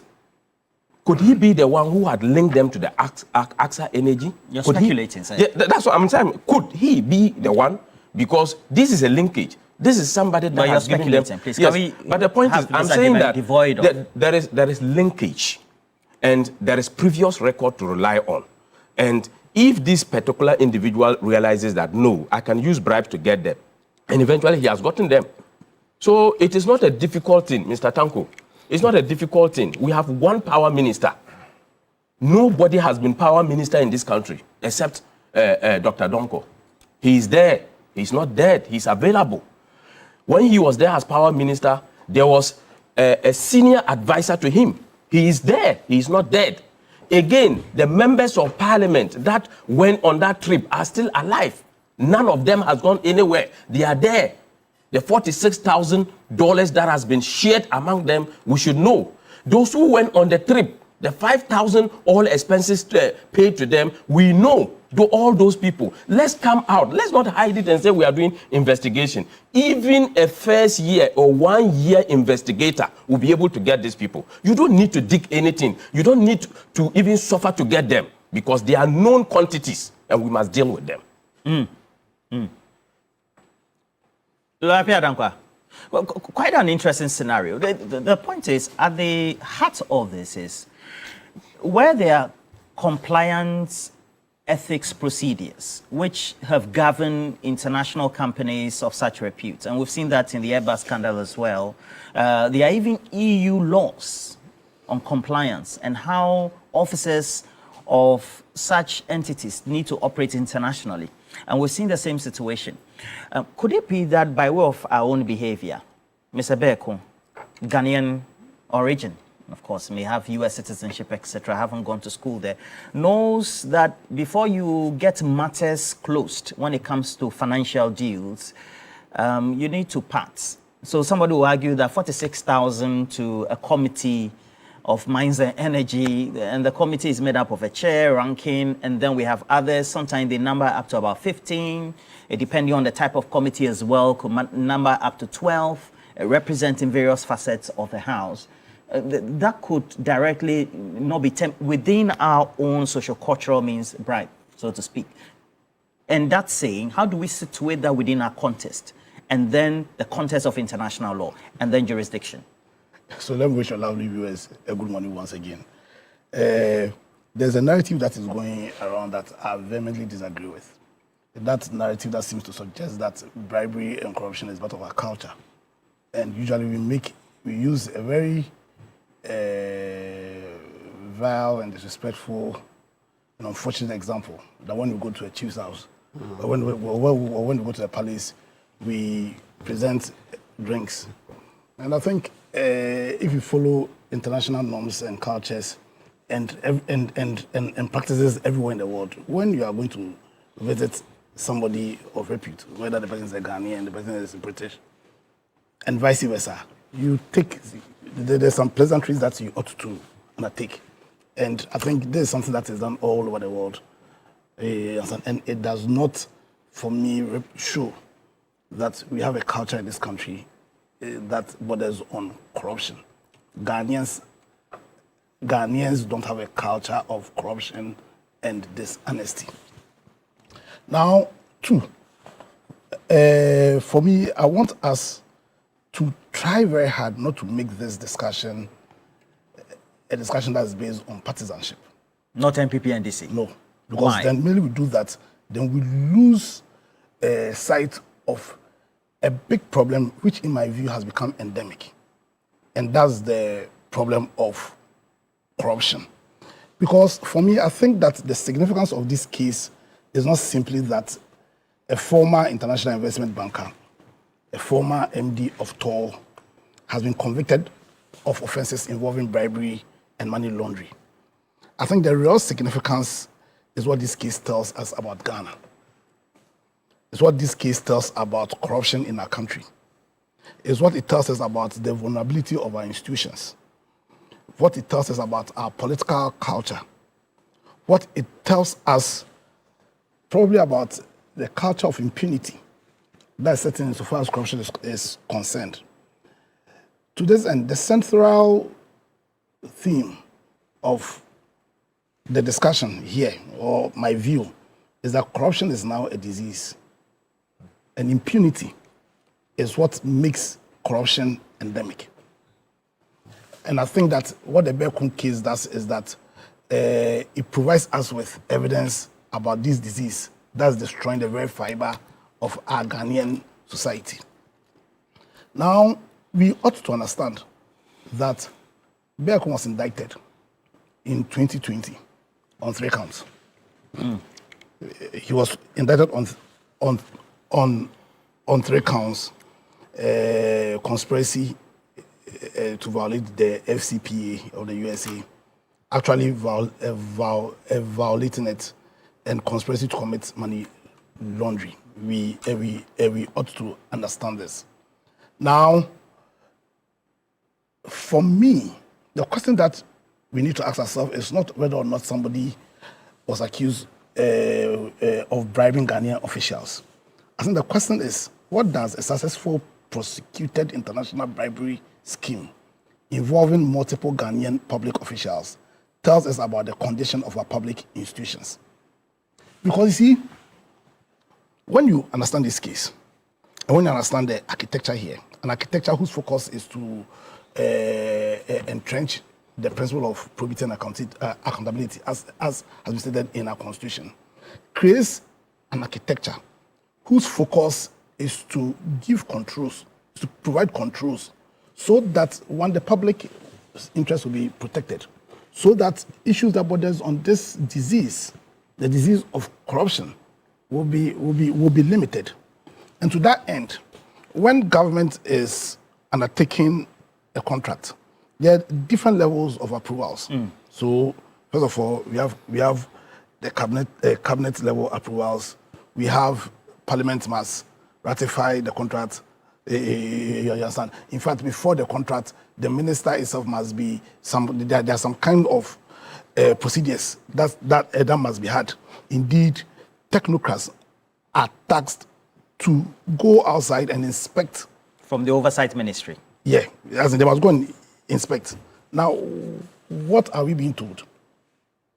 We are being told that the technocrats who are tasked to go and inspect the subject matter of a contract that is of a public interest nature, you understand, were bribed. They were alleged. But they are no more. They are no longer allegations, because a court of competent jurisdiction, at least, has established the factual premises of this issue. That they were given 5,000 USD. You understand? And why were they given this money? To influence, you understand, their report or their decision making in terms of the subject matter of a contract that, for all intents and purposes, is meant to solve a public need. So, contrary to what my brother here said, doing so was not created by His Excellency John Mahama. Doing so was a legacy issue that John Mahama had to deal with. You understand? As in, let's try and take partisanship out so we can deal with the issue. Also, what's called the official one issue, I think, was comprehensively dealt with by the OSP, and His Excellency was cleared. However, in spite of all this, what this case tells us is that, in spite of the safeguards that we have created, so that the interest of the public will be protected, technocrats, and I'm not sure they are politicians, the technocrats who went to inspect. It's even possible that the minister even never encountered any of these discussions at any point in time. But the technocrats who went to inspect, who pocketed a cool $5,000 each, they are not meant to be politicians. They are technocrats. Yes, and if the fact says that they are politicians, they should.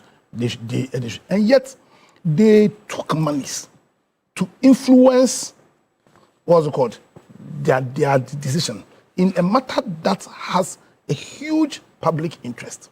At that time, we were going through a serious crisis that impacted the economies of this country, that impacted lives of the citizens of this country to unrecognizable effect. And yet, Ghanaians, people who had been trained by this country, who had been given the hallowed tax, you understand, of safeguarding public interest, went and took $5,000 USD to influence their decision. Then the saddest bit is our parliamentarians. Because when you understand constitutional democracy, and the focus of constitutional democracy is to limit the powers of government so that the interests of the people can best be safeguarded. And they are not, this case is not saying that our parliament is necessarily corrupt. But the committee members, because we know that one of the critical means in which parliament delivers its function of checking, or serving as a check and balance on the executive, is through the committees. So we have a committee on energy, power energy. Now the committee does not have a partisan coloring. It involves both minority members and majority members. The committee. NDC. So when you take the committee, because the way in which Parliament undertakes its function of checking the executive is through the committees. So we have various committees. In this case, I'm sure the committee will be the committee on mines, energy. Yeah, it's the committee on mines and energy. And I'm saying that committee is not a partisan committee; it's a bipartisan committee. So it involves both NPP and NDC members. And yet, we are being told that 46,000 USD was shared among members of the committee. You understand? Now the question is, did this money, you understand, influence the decision of the committee? Did it? Can it? Did it? Maybe it's transport. You see, now, whether it did or it did not, the point is that we can come to a firm conclusion that at the end they took monies and passed a contract, which for like 8 years now, we've been debating, at least take or take or pay contract. Did they know to our benefit? You get the picture. And then we are also told that the minister of power at that time was the subject matter of discussions that concerned granting him at least 1 million USD. Yeah. Very clear. Very clear. Now, we are being told that Ghanaian authorities, the Office of the Special Prosecutor, the Attorney General, aided the U.S. government in undertaking these investigations and prosecutions. That's what we are told, not so. And I'm saying the indictment began from 2020. Now, right from 2020, if what we are being told is true, then the Ghanaian official, mandated by Constitution to be the vanguard of the principles of probity and accountability. You understand? And the special body that Ghanaians agreed and we created so that we could have fair and non-partisan prosecution. You understand? Took part in the investigations that led to this conviction since 2020. And yet, we are in 2026, and we are seated here, and we are going to attempt to have a debate as to who was a conspirator, Ghana official number 1. You know, there was a number 1, there was a number 4. Up to number 5 or so. You understand? And we are going to pretend that we do not know, but yet we are being told that the Attorney General, the OSP, the vanguards of the principles of probity and accountability took part in efforts that ultimately led to the securing of this conviction. So for me, the bigger question is, this evil that was done, really, the biggest victims are the people of Ghana. You understand? We are the biggest, because it's not about somebody paying, somebody receiving. Why did they pay and why was it received? There was a payment, there was a reception to influence the procurement of, or the creation of something that was going to deal with a public interest issue here in Ghana. And yet, the USA, which for all intents and purposes are the minor victim here. Their only interest is that they don't want businesses that involves the USA to be tainted by corruption. And yet, they have shown commitment to these, to those values by convicting Beko. Now, we the victims, we are the victims. We are saddled with a take or pay contract. We were saddled with doing so. We are saddled with this disease of corruption. And what has been our attitude towards this? We claim that we help the USA. In fact, they themselves said that the OSP helped them, that Attorney General helped them. And yet we are sitting here this morning and we are going to pretend that we don't know the persons involved. We are going to turn this into a partisan argument. MPP did this, NDC did this.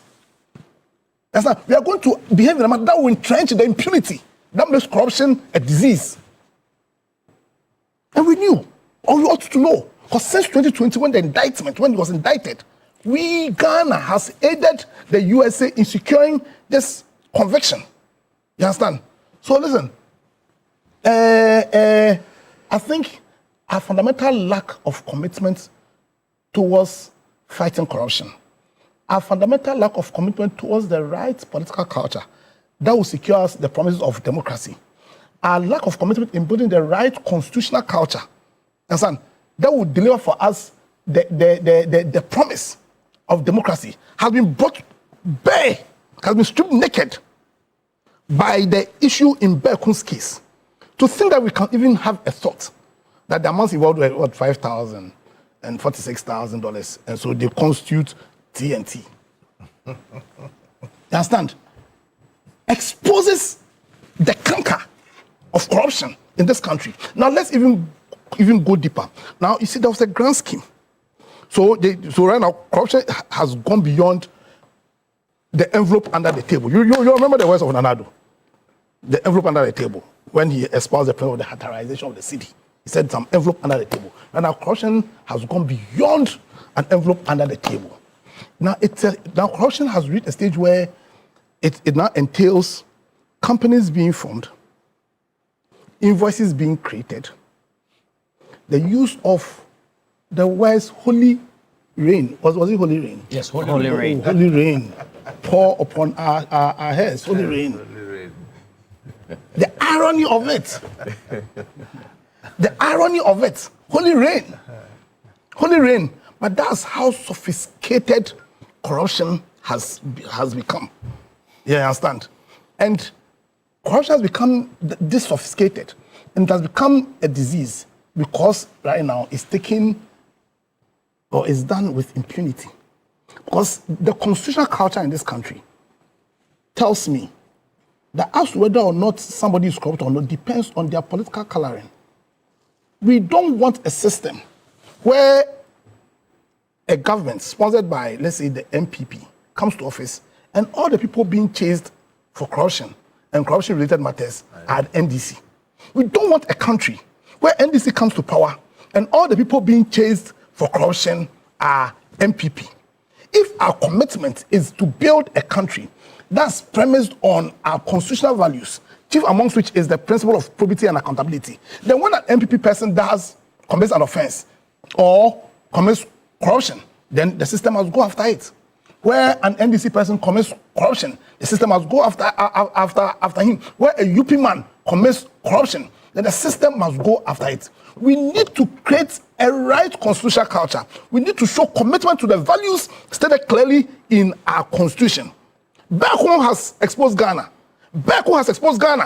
6 years. He's been indicted, he's been convicted. He was aided, the said conviction was aided by officers in Ghana. And here, right now, we are going to sit down and pretend that we do not know. You see, corruption is a disease, like I said, but it is impunity is what makes this disease endemic. And until Ghana confronts the culture of impunity with the same determination with which we create anti-corruption laws and institutions, we will continue treating the symptoms while allowing the disease to survive. The Bekum Convention has exposed the problem. The question now is whether Ghana has the institutional courage to confront it. You think we have the balls to do that? Well, Roland, thank you very much for having me, and very good morning to my co-panelists and to the good people of Sabuba. In fact, I want to take off where my good brother ended. You see, corruption has not only become endemic, it has become an organized crime. And I dare say that the Bekum scenario tells us as a country we must take our fight against corruption very seriously. My brother Mohammed Haruna knows where we come from, the effects of corruption. Women giving birth without births, our people not getting good water to drink, our children studying under trace, and a whole lot of things. You know, we don't even have good roads to our various communities. But you see what this case presents. Paradoxically, it's a gift for Ghana.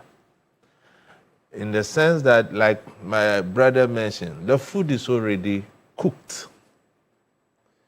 These are tested evidence, wired documentation, emails, and what have you that have been tested through the U.S. jury system that led to a conviction.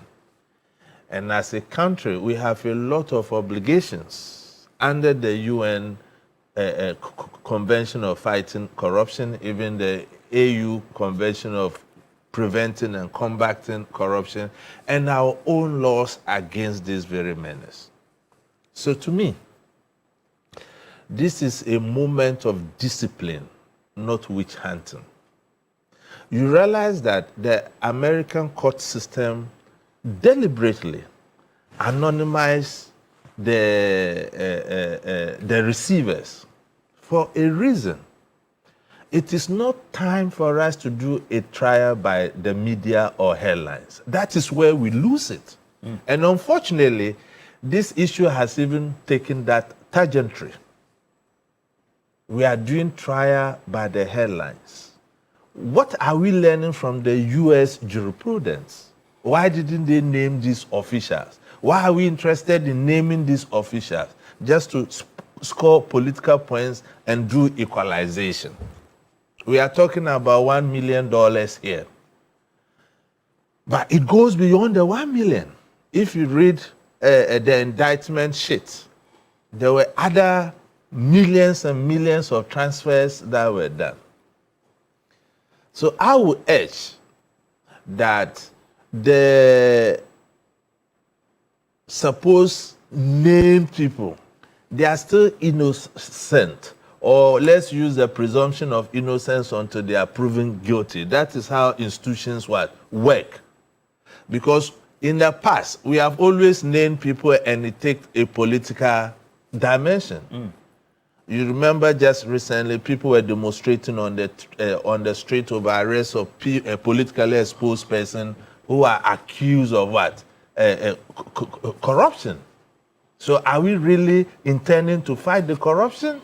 And governance is a continuous process. Look, NDC and NPP has no moral right to sit on any platform to pontificate on this matter. Because Beckham was appointed tall MD and the NPP. When the issue happened in the US, he was forced to resign. What did the government of the day do at that point? If we are really serious in confronting corruption. I think that the time the United States started this process, it was an indication that we could also start our own, if for all intent and purposes we were committed in fighting corruption. So NDC MPP, I'm here to tell you, you have lost that moral ground to sit anywhere and pontificate who did right and who didn't do right. You have all failed in this. Because if Beckham orchestrated this scheme under the NDC, and the MPP appointed him as the tall MD, and during the reign of the MPP, this issue came out and he was forced to resign. What did the MPP do about it? I think it's about time we take our fight against corruption very seriously. More often than not, we see the supply side being handled. The demand side, we look away. What does the US stand to lose when our money are misappropriated? But they, as a serious institution of conscience, is saying that they will never allow their financial institutions to be used for this kind of act. That's how they have the Foreign Corruption Act. FCP. And you see, what we don't see is that when these people take the kickbacks, all those money are factored into the overall cost of producing power. And who suffers is we, the consumers. The ordinary Ghanaian. Yes. And now PURC, who is the regulator, is mentioned in this case. Greco is mentioned in this case. And not mean an institution, Parliament, the representative body of the people. And shell companies. And the funny thing is that who rectified the agreement was it not Parliament? So this is a serious indictment on us as a country, and I feel that we must call it out what it is, and the Attorney General should know mine's words. My advice to the Attorney General, they should learn from best practices from the US jurisprudence, and if they are really serious, they should make sure they gather the relevant evidence that can secure prosecution, not the name calling and the politics of a headline trial is not going to help the system. And I think this case should be a turning point in our fight against corruption. And look, let's just oppose that with what happened, and we are talking about the alleged scandals with the the national security thing, the buffer stock, the African games we had. Look at the gargantuan amount of money that is alleged to have been misappropriated. These are serious matters the Attorney General should not lose sight of. And another thing I want to see happen is the aura. If this government is not able to bring aura to fruition, it means that it was a propaganda tool to win elections, and Ghanaians will have to take them on when it comes to the ballots. So the clarion call on the table, Mr. Tanko, Yes. just 2.5 minutes for you on the subject as we wrap up, and then we'll see how we look at other vexed matters. May transition administrations, but the onerous responsibility is now with the Attorney General and government to take the right decisions. See, Roland, Yes, let's sir. be blunt in this. Yes. AXA Energy started operating in 2017. What's the point? I'm coming to that place. Started operating in 2017. If the deals were very bad, why didn't they cancel it? As soon as they took over power. AXA started 2017.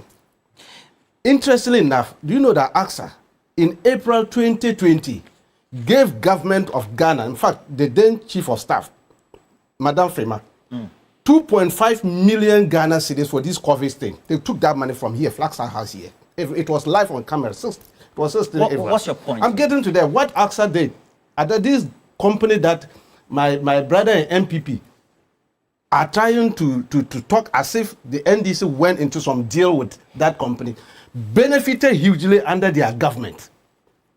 Do you know that Madam Rebecca Foundation was hugely funded by AXA? But that's corporate And I'm social saying responsibility. good. So they have no business to talk about that deal. That deal the NDC signed didn't even benefit anything from it. Hugely they benefited from it. And then, you know the interesting aspect of this thing. Have you taken your time to read the FBI statement on the conviction? The gentleman was convicted. The Justice Department. The Justice Department. Conspiring to bribe and bribing officials. And then when it came to the minister, listen to the words they use there. The minister. See, that's what I'm saying. Ghana, we have to cultivate the habit of reading judgments when it comes out. Of late, I've realized that we just do propaganda on TVs and other things and get away with it. Listen to what the statement was put out there. That conspiring to it said he has been convicted of conspiring to pay and also paying. And in respect of the minister, it said in April 2015, Beku and the conspirators discussed paying, listen, the word they use here, discuss paying $1 million to the Minister of Power, who was responsible for securing key approvals, enabling the project to progress. Did they say paid $1 million to the minister? Did you see that statement there? The Beku and his conspirators that discuss paying this to the minister. The statement didn't say they have paid $1 million to the minister. And yet we have made everybody in Ghana to say that $1 million has been paid to somebody. Why are we doing this to ourselves as a country? When those who benefited and I'm happy council and then my brother here mentioned it. OSP at that time and the Attorney General supported FBI and then the U.S. Justice Department to deal with this matter. Why were they silent? Why didn't they go after the Ghanaian officers who were named and involved, the information they gave to them? Why were they silent? Because there are people who were deeply involved in that matter and they were beneficiaries of AXA. That's why I'm saying that we must face it and say it as it is, as a country. Otherwise, we will continue to be burying our head in this thing and pretending that we're fighting corruption. The call on the table is that whether it's MPP, NDC, officials involved, they should all be. They should all be prosecuted. Roland, you know what? Based on investigation. Roland, Attorney General says he's going to do what? Going after this matter. Is that not true? And I know my brothers here and they will come back here and say, witch hunting. I know they will come back. When we are start doing with oral and we are dealing, oral is in action, oh brother. Oral is in action. Today, I can even read to you, courts. People are going to face court today, even in holiday, in vacation. People are going to face the music over there. Oral is in action. We are dealing with them one after the other. Now, this matter, Attorney General will start, and my brother Elijah Haruna and his group will go on demonstration and say they are going after our people who witch hunting. Meanwhile, they had all the evidence on their table, yet they refused. Now we are going to resurrect it. And I'm saying that the ruling is there. Go and read it, and you will see clearly what the U.S. court said about it. And we are saying that, wait, Ghana is a sovereign state too. Let's not always think that some jurisdiction, their jurisprudence and other thing is so superior to ours that we can wholesalely just take theirs, and swallow it and start getting running with it. No, we have our legal system, and it's there. The system is working. I believe and I trust our judicial system. It's just that my brothers Haruna and his group, they are beginning to question it because they feel that what they did, Oral is coming after them, and they are not happy with it. But I'm saying that the major beneficiary of this AXA thing is MPP. And we must say it as it is. My brother, you are in the center. You know what corruption, these people, they are the beneficiary of it. And we must say it as it is. Aaron, 2.5 minutes. It's finished. I'm very surprised. You see, when you continue to do this, you will not get grounds in Bimbila. You want to become MP. You were asking me a question, I was quiet. You won't get grounds. This will not let the people clap for you. I'll say that. You see, come and help us. He has mentioned very critical things. And one thing he has continued to say, we're dealing with them. We're dealing with them. Why not deal with the crime? You should be dealing with the crime. Don't be dealing with them. If you are dealing with them, it means that you are doing persecution. So please, go and deal with the crime. Don't deal with them. Again, he mentioned about the contract that the MPP under us, AXA started to work in 2017. Did you read the judgment? The company that was in charge of procuring and making sure that these power plants have been developed was AXA as far back as 2014. You are talking about AXA working in 2017? No, 2015. 2015, yes. And it was take or pay. Take or pay means that you don't have option. You either take or you don't take and pay. That is what we are talking about. $1 million that has been packaged, conspired, paid, and you are talking about to pay and paying. What is paying? Paying is a going concern. It means that it's in the process. It's been done. There are two words that have been used there: to pay and paying. So, carefully reading the judgment, let's not try to cover this in up. You are my senior brother. Your people are culpable. And I don't care if an MPP member is culpable in this particular instant. Crime is crime. Let's deal with it. Roland, you realize that $2 billion were confronted with the people of Ghana yearly, annually, because of this take or pay. The power was in excess.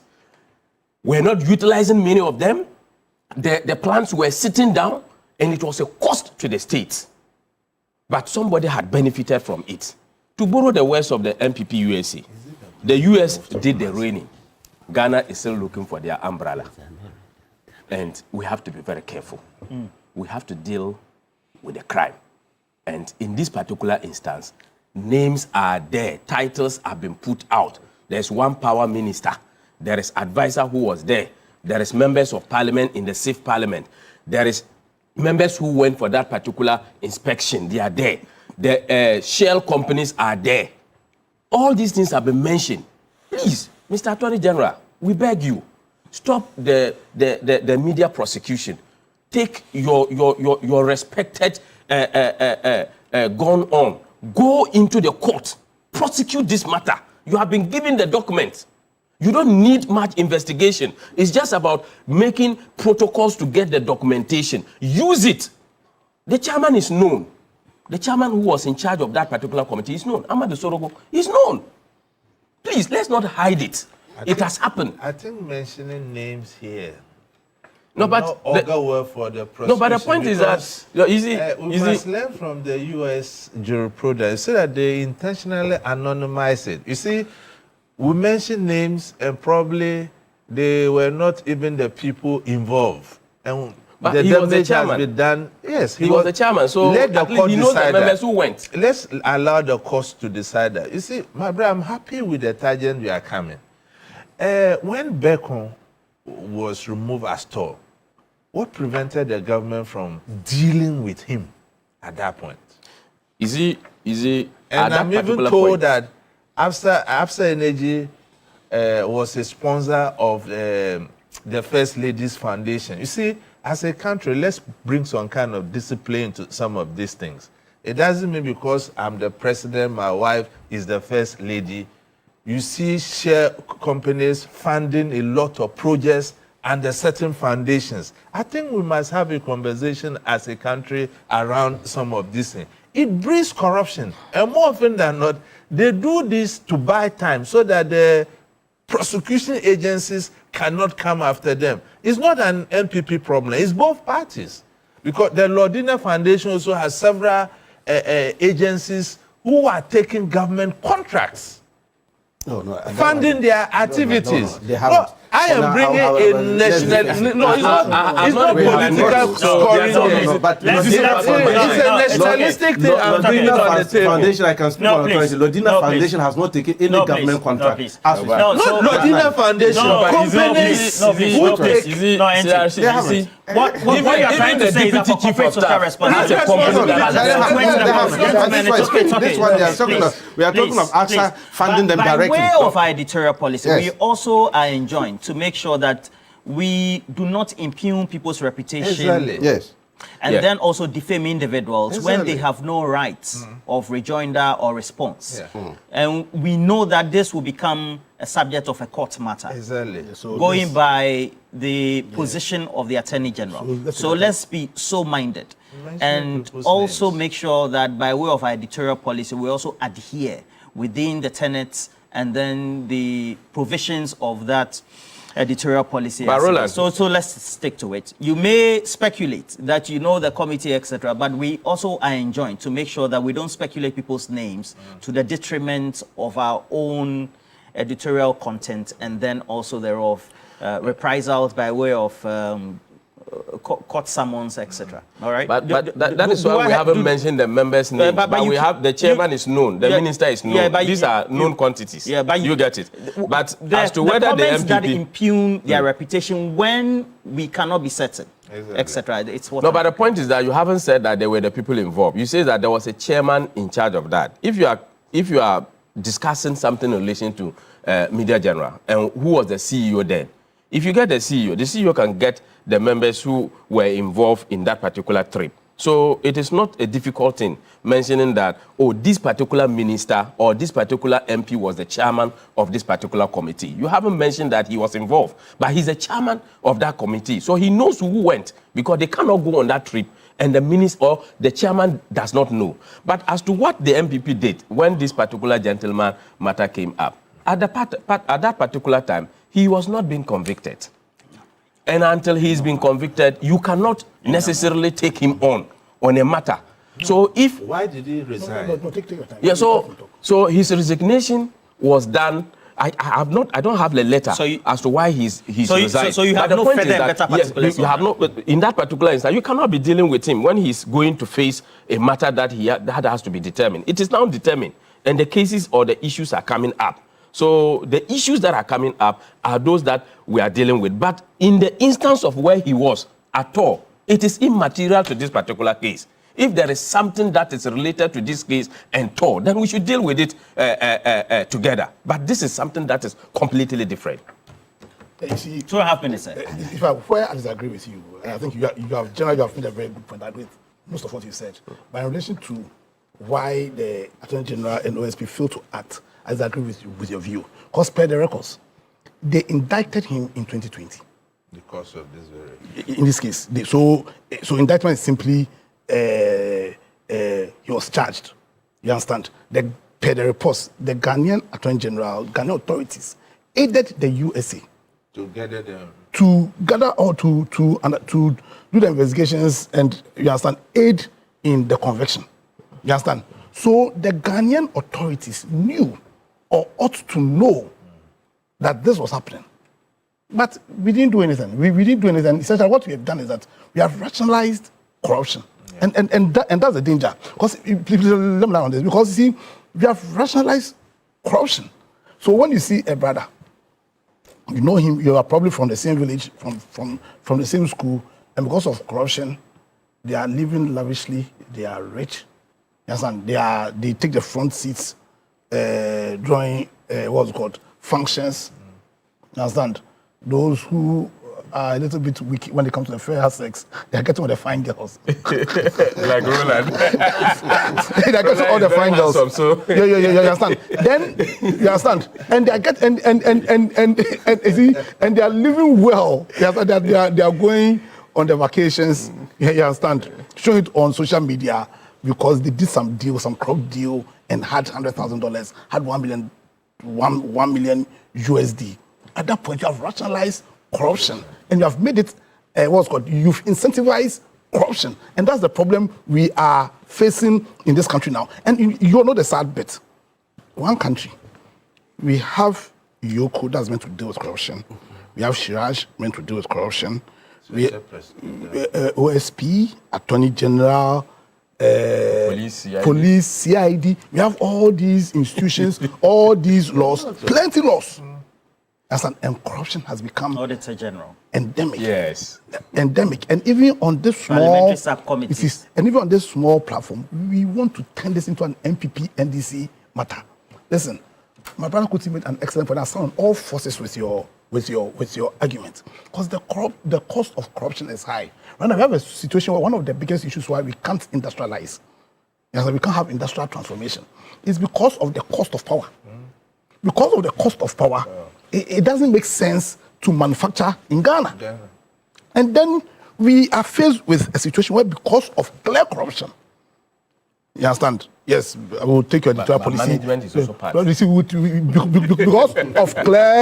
Because of clear corruption, we can't have industrial revolution. And they didn't just bet even more. And I agree with you.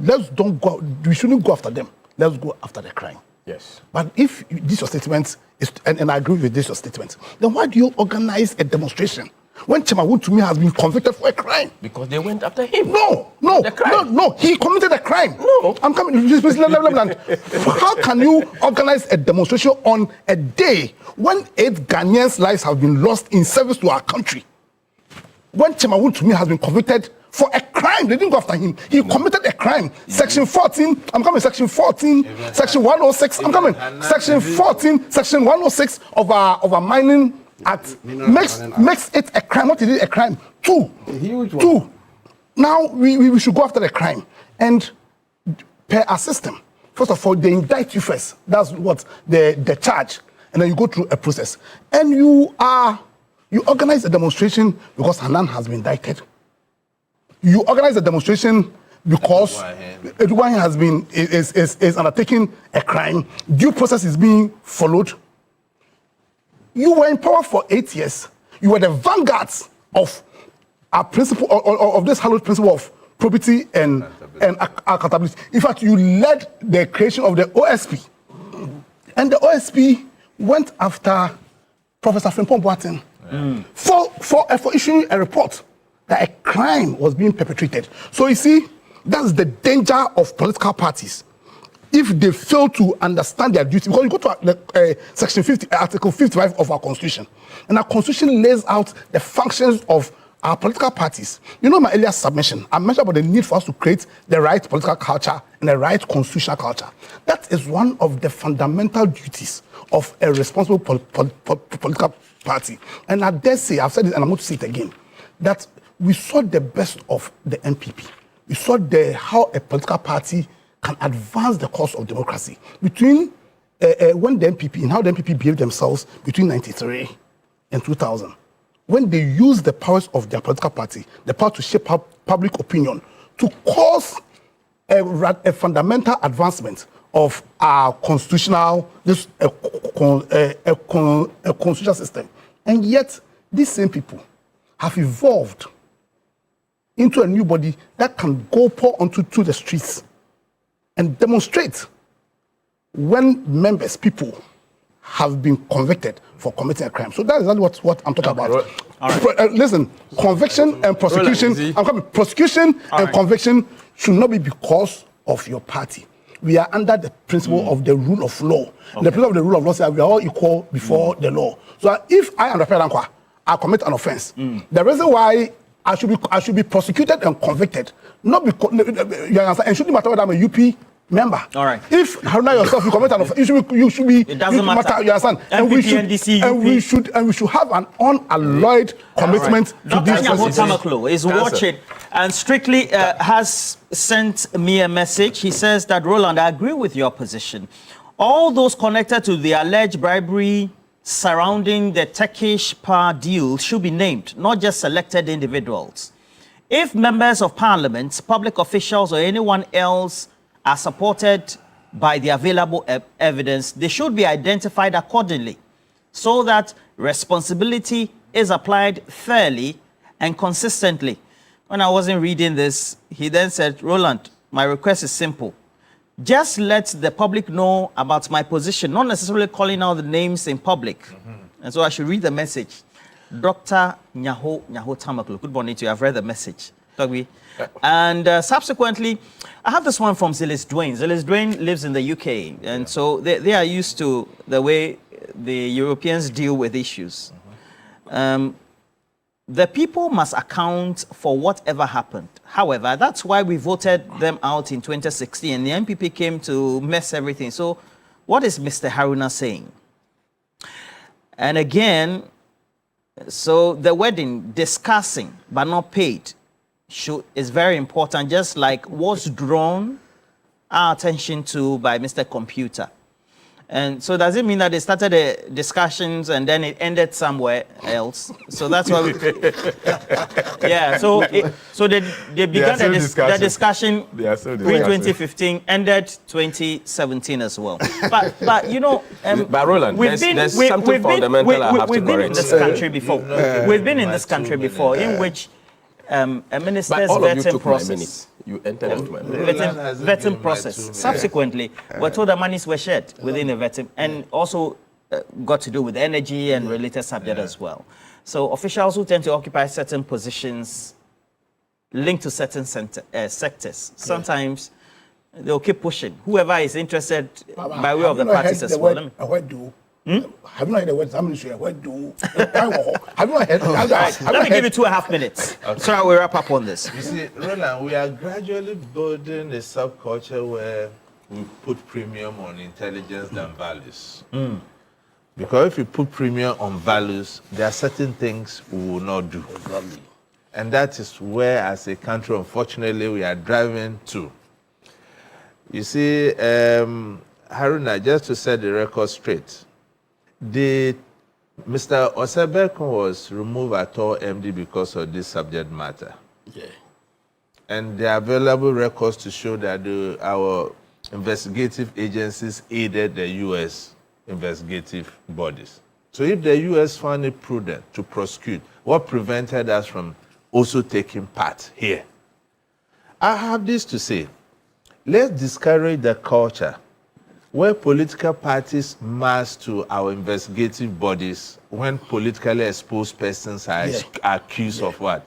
Corruption. Solid point. Because when they took the money, they didn't come to share to the poor people's children you put on the street to go and make the noise. I think that thing must be discouraged.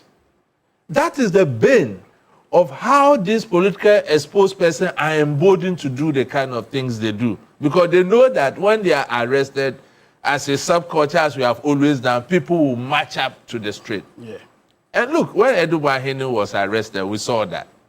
When Hanan was invited, we saw that. Chamawuntumi, Amid and Co. Miracles Abaji and Co. Then what happened to the ordinary citizen that are being charged and before the courts? Do we have a constitution that is for certain people and not good for others?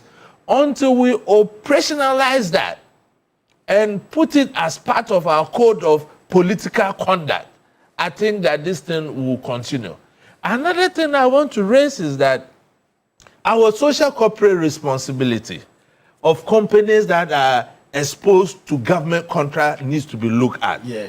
Was it a coincidence that Absa Energy founded the former First Lady's Foundation? What was it for? Yeah. Even at a time that a very important player in the administration of the last government, to become a tall MD is not mean an appointment. So I think that NDC, MPP, on this very one, let's leave the politics. Yeah. Let's go and prosecute the crime and use this one as a starting point on our fight against politically exposed persons who are engaged in corruption and all other matters that are pending. It shouldn't be the case that they are going to court and party people are marching up because the person is a politically exposed person. We are not simply building our democracy. And I have this advice to the youth of Ghana. Look, you fight for a politician at your own peril. Yeah. Fight for your country. When demonstrations and those things come and shout, and they give you all kind of things to take, why are they not bringing their children? The last kind of demonstration I've witnessed in this country, I've not seen any politician bringing his their children along to come and make noise or to come and congregate and give support to a politically exposed person who is accused of corruption. Let's build our country. All right. Thank you, gentlemen. And you want... Yes, there's some fundamental thing that I have to correct. Okay. The demonstration we had... Which of them? Was not. That's the last one. No, it's not the last one I'm talking but about. I am choosing which I'm going to speak because he spoke about it. How many demonstrations have you held so far since January 2020? I am speaking about the last one we had. He spoke about it, and it is made like the demonstration was done because Wuntumi has been jailed. Which other matters? You see, let me clear this. We went on that demonstration because we feel that there's a motivated political persecution. And if you count the number of people, all the people that they have mentioned, is only members related to the MPP that are before the court. Let us be sincere. Is it that only the MPP members are to be prosecuted in these particular crimes? When the national organizer of the NDC has been mentioned, when the vice chairman of the NDC has been mentioned, why is it that this is only targeting the MPP? Second, we also said, as part of the reasons why we went on the demonstration, that there is selective justice system. Selective because they have left out the NDC, which is clear. And you all know it. They've named them. They've even put them before you. Who know it? The national organizer. Have you heard that the national organizer have been investigated? Have you seen the manner in which the MPP people have been dealt with? Whether they have dealt with them like that? It is selective. Again, we also mentioned the third point, that due process. And counsel, in Abronya 1, what happened? Gaiji says interesting conversation so far. Too. He was convicted even before the crime had been... to Engineer George. No, because the judge said that he won't grant him bail. Because if you grant him bail, he will commit the same And then this one also is coming from Delight Mojaka, who says that it is... This is due process. So 3 things. Here we are once again, another morning, and it is MPP NDC. How do you make a conclusion that a power agreement which resulted in actualization of the company's operations in Ghana after another party won power post-2016 is fingering only individuals in one government and not the other? How then do you even come to the conclusion when the main person being named in this was appointed to head a strong entity like TOR for its resumption, revamp, and then attraction of investors like the Tema Oil Refinery? And here we are once again, MPP NDC. If anyone is guilty, whether they are NDC, they should be prosecuted. MPP prosecuted. Simpliciter. Delight Mbojaka. And says, say happy birthday to one Johnson Makafuya Fachinu Sekizo in Winneba. Now, this one is coming from Master Planner Junior Kintampo. Our investigative institution should arrest and detain all the suspects involved in this bribery case. And then also, Atokwamina Aiken says, Roland, please ask Mr. Haruna, the MPP man, that when they were in government, did they prosecute any MPP man? Remember, I'm also going for the second D constituency communication position. So mention me, or Kwame Aikens, I have mentioned you. For the NDC. Yes, for the NDC. We are done with it. Yes. Prince Nyania York, who lives in the UK, says, what was the... Well, let's publish their names. What was the difference previously? Only NDC members were standing trial. And that is how we've been running our country since. What's the talk about all this? Dr. Abdulaziz, former member of parliament, Myong, good morning to you. And he says that the proceedings, we all seem to be speaking to only the judgment. The proceedings will help put the matters into context. Did the court also hear the alleged recipient of the $1 million bribe as well? So we all ask whether Aziz black or red, because there are two former members of parliament from Myong. There are two. One is black. This is the NDC one. This is the NDC one. It can also be because the MPP one is also doing law. So maybe the question is law related. Hey, Haruna. Anyway, gentlemen, thank you for passing through this morning. Haruna and Mr. Tanko will not let me sleep today. And also, Mr. Kuting, thank you for passing through. And Apia Dankwa, legal practitioner. Dr. Cosmos Akbe, I see your message. It is truly sad and disappointing that parliamentarians enjoy numerous privileges, cars, loans, etc., and all leads to the betrayal of trust. But again, we have to tell you that Big Issues is brought to you by the University of Coast. But in the meantime, please, let's keep this coming. Let's do our first draw. Ebo Bachman is saying, as we're ready for our first draw, see how seriously the USA takes corruption.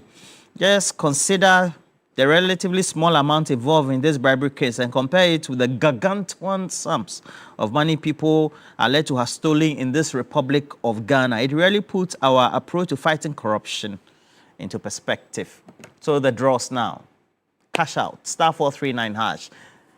The number winning the first draw, cool money going to your mobile money wallet, and the number is 025 6256. Money need money in the UK.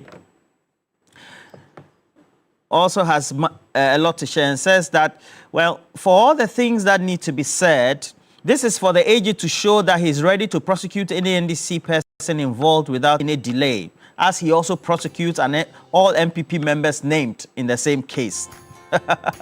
Money need money. We're going for a break. We'll be right back with the latest in us for Big Issues. Next.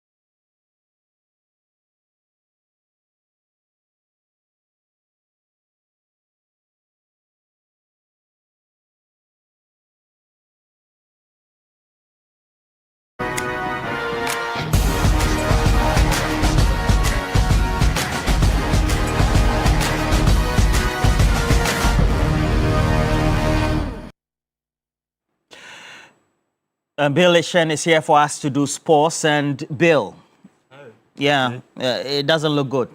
The women's game just seems to be. And we haven't also qualified for the World Cup. Just give us an update. So yesterday, the Black Queens had one job to secure automatic qualification to the 2027 Women's World Cup. But unfortunately, Malawi defeated the Black Queens by 2-1. Now, some people thought that the World Cup dream is over, but it's not. However, it's a long road for the Black Queens to secure a World Cup. So there are 4 automatic slots for African teams. That has already been done. Black Queens didn't make the 4 automatic.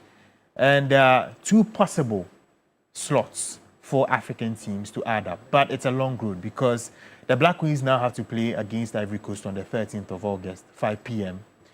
And if they beat Ivory Coast, they still have to go through an intercontinental playoff, which features 10 teams and are of 2 phases.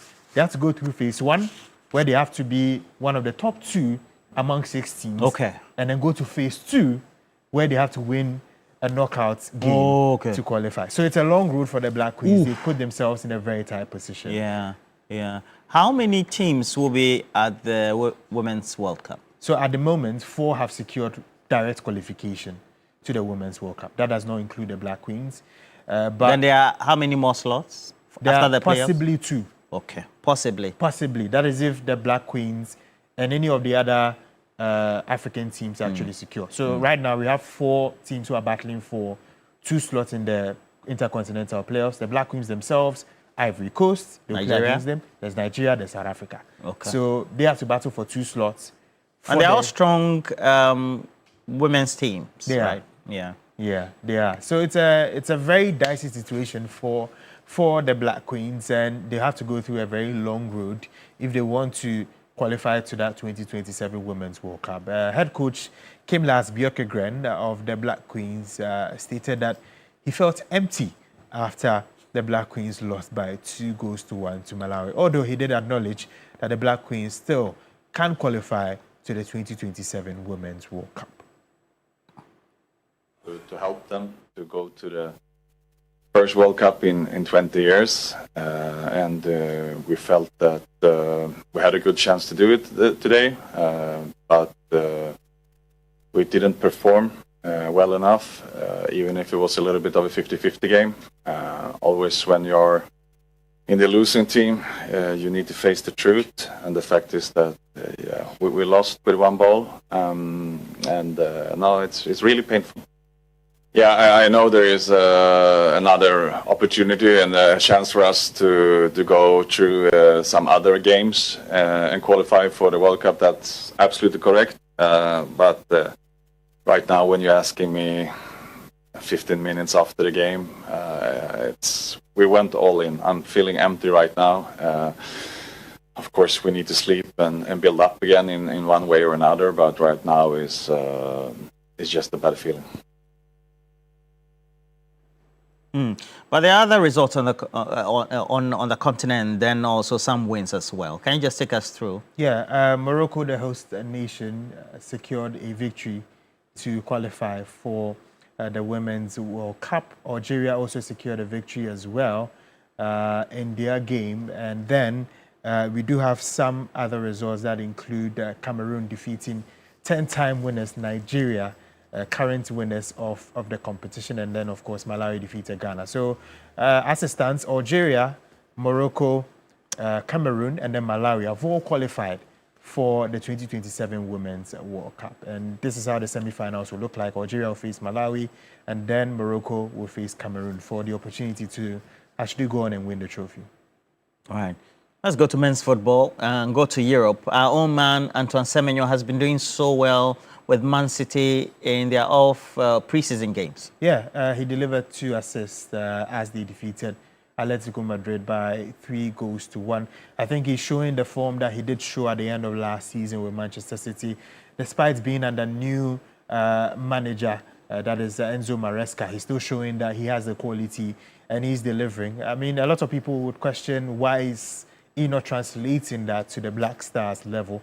I think the personnel are different, the systems are different, and he's shining in a system that suits him.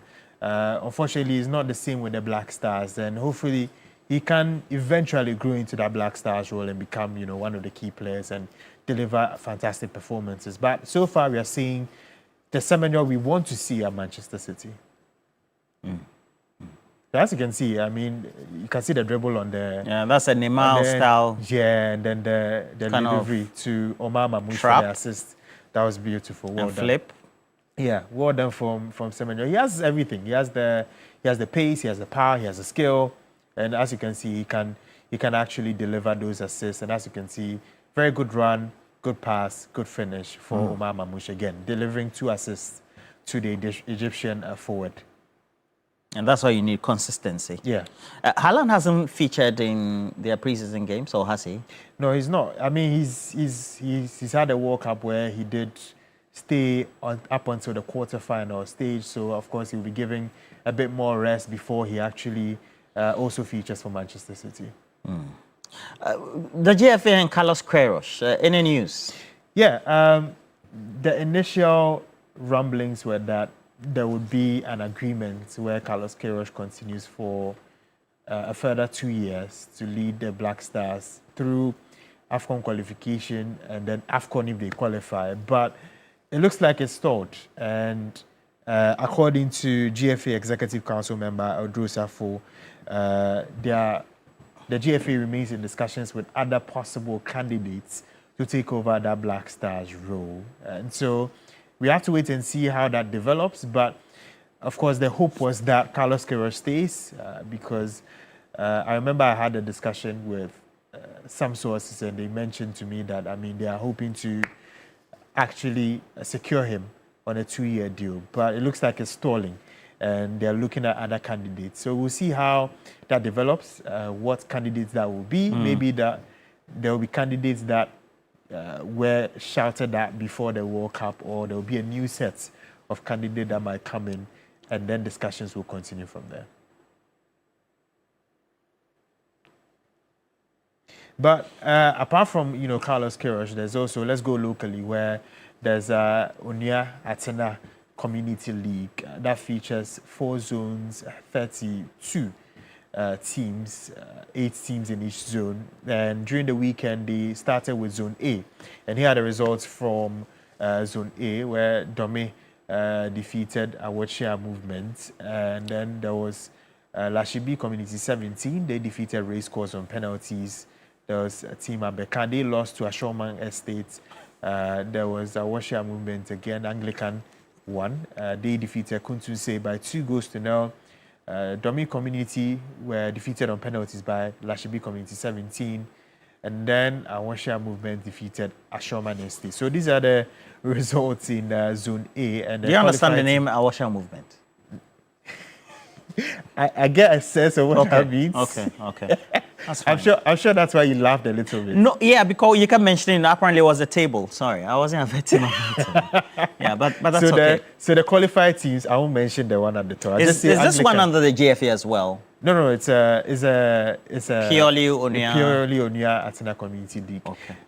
Anglican FC and then Lashibi Community 17 have advanced from Zone A. So we'll see how Zone B, Zone C, and Zone D also community league. Does it mean that the players who take part are professional, non-professional, semi-professional? No, it's non-professional. Yeah, they're just showing their skills, on the football pitch. All right. This also will unearth talent, certainly. Yes. All right, we hope that. But if we want to get the latest sports headlines, we have to go to your socials? Yes, our 3 Sports. GH, also remember that we do have Sports Daily that will be coming up shortly. But before we do go, there's also a reminder that the Black Queens would be facing Ivory Coast on the 13th of August, 5 p.m. for a place in the Intercontinental Playoff. So a lot of people should look out for that, and then we'll see whether the Black Queens actually make it there. All right. Wish all the best for the day as well. And if you want to follow all the sports headlines, you can also log on to 3news.com. Get to the sports tab on the sports section, get the latest as well. But again, we have to draw your attention, all parents of first-year senior high school boarding students, that EduPac, the Ghana Education Service, approved and supported National Senior High School initiative implemented by Prospectors Ghana is now in progress across the country, and parents across Ghana are already registering. As a result, their children's trunk, Macintosh mattress, pillows, and plastic chalk boxes all will be ready and waiting for the award at the school before their reopening day, where they are posted. So do not delay and be caught in the usual last-minute market frenzy, carrying heavy items under pressure. With EduPack, your child does not need to travel to school with those 4 essential items because they have it covered by EduPack. So just simply register by dialing *713 *821 #, or you can also visit any ADB branch or go to www.edupackgh.com. And you just have to make your payment, keep your receipt and present it on opening day when you go with your ward to your school and collect the child's EduPack items. Your EduPack registration follows you to any senior high school as you're placed. Avoid the stress, avoid the rush. Make sure you prepare with confidence, and all will be available for you at an affordable rate as always. Please make sure you call them today, EduPack, and for more information, call them on 0500 600 607 or the number 0302 955050. EduPack, no stress, no wahala. Let's do another draw for our cash out this morning. Remember, for cash out, you have to dial *439#, and then you have to choose option 2. When you choose option 2, you're going to get the prompt that says that choose the number of tickets you want. And then when you increase those number of tickets, you could become lucky, like the next winner, as we have it on the screen, being the number 0543827. And please, that number is going to win cool 500 Ghana cedis this morning for lunch. All right? Now we're taking a break. When we come back, we're going to have the latest for you right here on the show.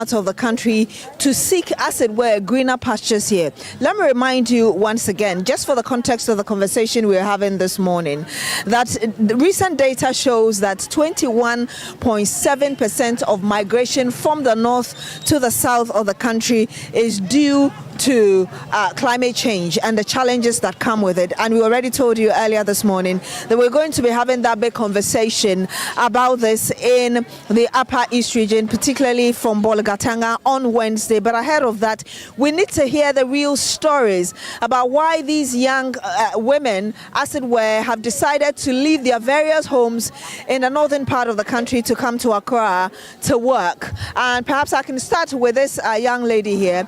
It's saying, Achai. You're frozen. Swabida. What's it? Swabida. Swabida. Okay. Ehina free. Me from Wale Wale. So Wale Wale is in the northeast region, which is also part of the regions of the north. Dabe na uba Accra. Me ba ache. Yeah, ben. Kai. Andrew Mama me passion. You do 5 men. Where do you find a new 1 year? So she's saying she's less than 1 year in Accra. And then Mami myself first, where do you saying? 3. No, how old are you? Where do you feel saying? Where can anybody explain to her for me how old she is? No, 7. What's what you saying? I've been 8 grand. How old is she? 8. 18 years. Okay. All right. But tell us, a day in a ma who free Wale Wale Edeba Accra. Me pesa memba na pesca. O pesa oba na obe pesca. Na Wale Wale hono na umame no papa ye adwuma wo efom, like omo ye adwuma wo efom a ensuo no any weather no na e ha omo ana. Kache den na esi. Ensuo ni ho. Adenti na ensuo ni ho. Yanim. Okay, I'm not sure she understands me that well, but thank you very much. So she's saying that she came from Wale Wale, which is in the northeast region, just so she can work and get some money. And I asked whether her parents are involved in farming, and she said yes. But I'm not so sure whether she understood all of the questions I asked regarding the impact of climate change on their farms. But I have this young lady as well with me here. Hello, how are you? So talk to me, face the camera. What's your name? My name is Abdul Razak Takia. Abdul Razak Takia. How old are you? 2009. No, how old are you? Your age? 19. You are 19 and you came to Accra in 2009. Yeah. Why did you decide to come to Accra? First of all, where did you come from? I come from Wale Wale side. Okay, you're also from Wale Wale. Why did you choose to come to Accra? I come here to find money to go back to school. Okay, but in Wale Wale, what were you doing, or your parents? What were your parents doing to help you? My parents going to farm. Okay. And work and help me for the school fees. Okay, and what happened to their farm? But the farm is no good for them because of the farm. Every day the rain is not coming. That is our problem. Okay.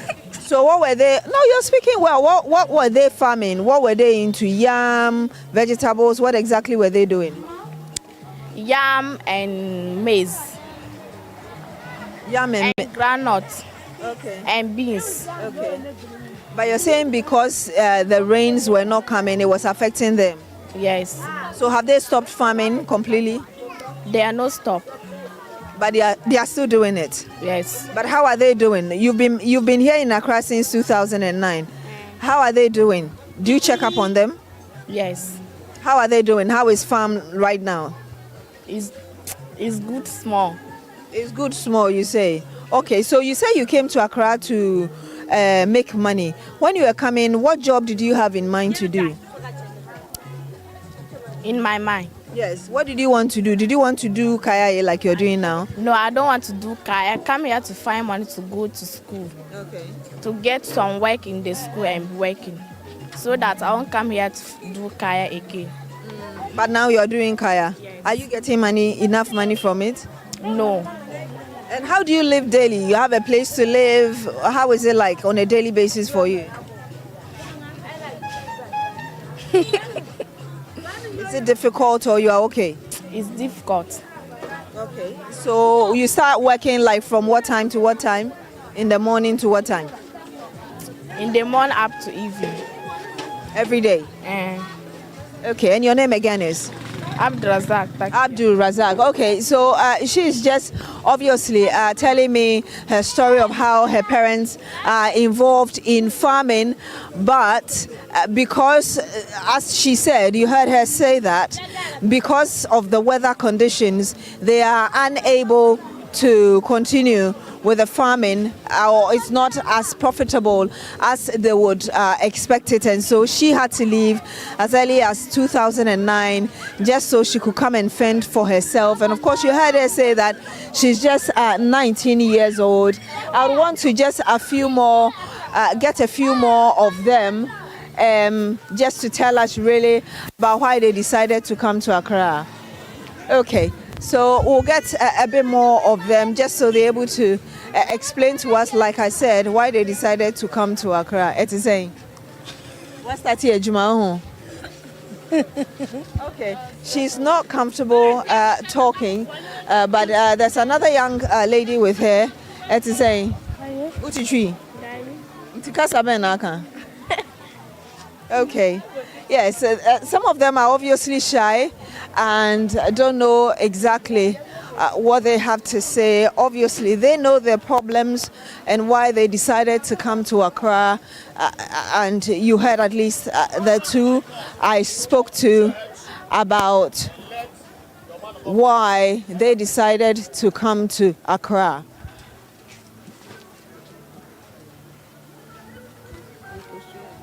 All right, so a number of them still.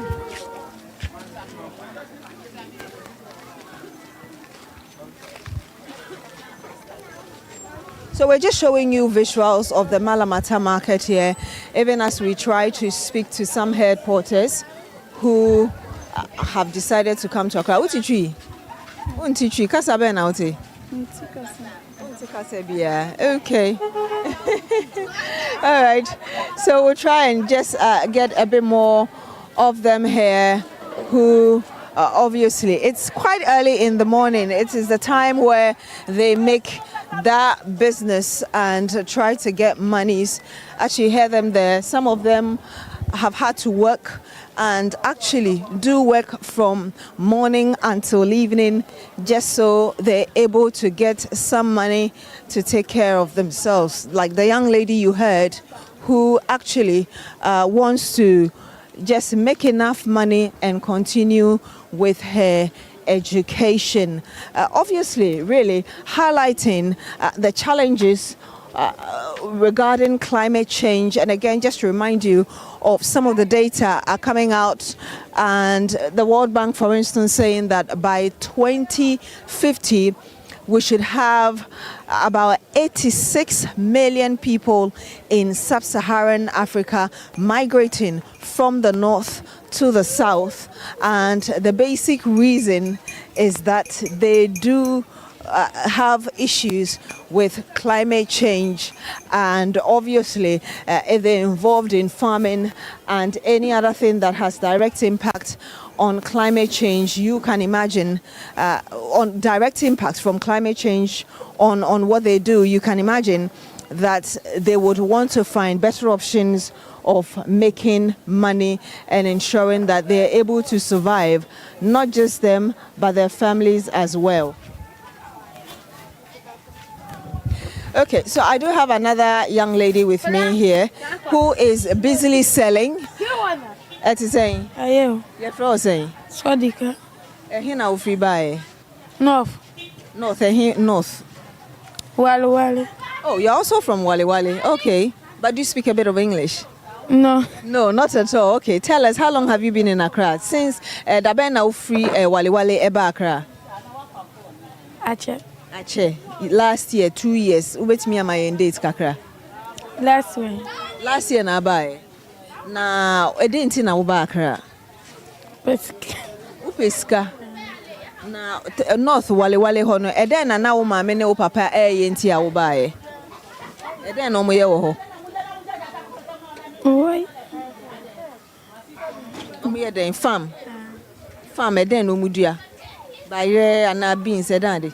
Beans ana bayre. Okay. Enti eden na eha omo wo ho no mu nti a wo fo se wo be ba Accra. Ensuo to wo ho. Na problem ne saying. Ejuma ben no mo ye. So omo ye farm me boa. Aha na so omo ye beans. Enti problem e ho ne saying. Me ne wuni wadamfo ba ko kasa e o si ensuo nto. Mo so o ma me phone sanity e. Okay, she can't really understand the tree, but thank you very much. Thank you very much for speaking to us. But of course, she confirms that her mom is involved, or her parents are involved in farming. But as regards whether or not really they are equally having the same weather challenges, she's unable to confirm, obviously, because she doesn't necessarily understand the tree completely. We have another person, I can tell you, that is a busy morning here. And so a number of them are busily working, just trying to make money. And the lady there just getting ready to speak to us really about why she decided to come to Accra and some of the challenges that she's had to face. But I can tell you that right now, it seems to me that the primary focus of a number of them is getting the next client just so they're able to make their money to, as it were, take care of themselves and their families. You can see when you enter our market that a number of them even have children. And so now the burden is not just about them finding something to take care of themselves, but also to, as it were, get enough resources to take care of their families or the children they have.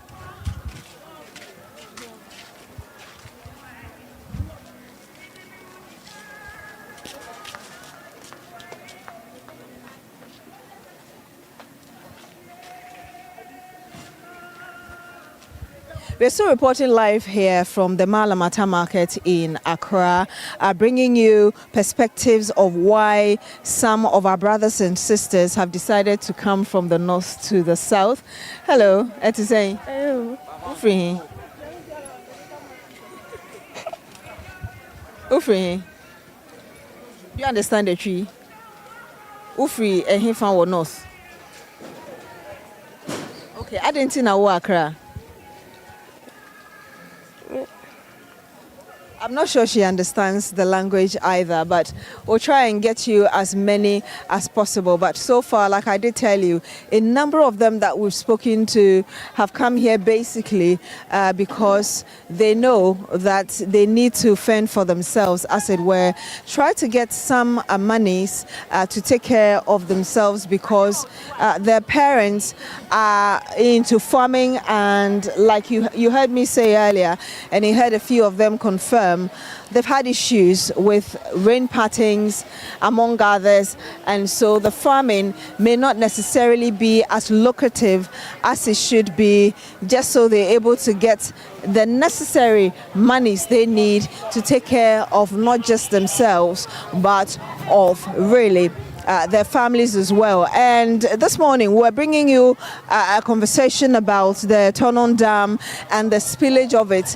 Fortunately, what we heard, per what our correspondent told us, was that spillage, as it were, may not necessarily lead to difficulties for those who live in around that area, and even the impact on farms may be minimal because it is not as grave as it is when it comes to the Bagre Dam spillage. Reminding you again that spillage that we report of annually, which actually has devastating impact, is expected to happen tomorrow, and a number of farms will be impacted. Of course, people have already started moving to higher grounds, but we do have another lady here with us who will tell us really about why she decided to come to. I did tell you, she's actually doing business right now. Okay, she's just moved away, although she agreed to talk. And so it seems a number of them are camera shy and just really wondering whether or not they have to do that. And okay, I think she's finally agreed to talk. Madam, it is saying. Now free here. I don't know Johnny free and chain. I also only a bacasa fair ready. I know a Johnny. Boko. Also free wally. Now, Uba Karache. Davio. The Bena Bakra. Oh, Busumini. Oh, nice. In Tiakrat is saying. Tabena, I didn't know we are watching say Uba Bakra.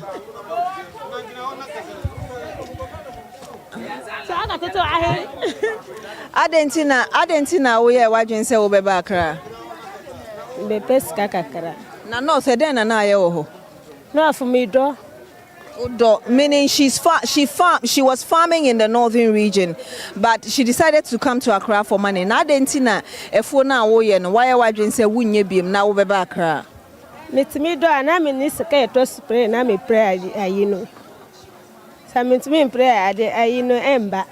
Nti mi do kra na me nye adro spray. Sa emba no ma boka me nye bi. Okay. Menemo o nkrofo ni bi kasa na mo si ensuo na nhye da ntoye enti na ha mo na wo ye fo na nso e house a ntoye afi we sa na etie ti ensuo no ntoye okay enti ede na wudua e wo north we wale ho mi dua nkate e na abro ne beans na mi do. Enti senso na ntosa na aya na eha wefo ni sen. Nti ase o. Okay, say e bia wo pese nsuo to. Say anto a eden na aya na eye nkate ne ne eburo na wadua na eden na aya esi.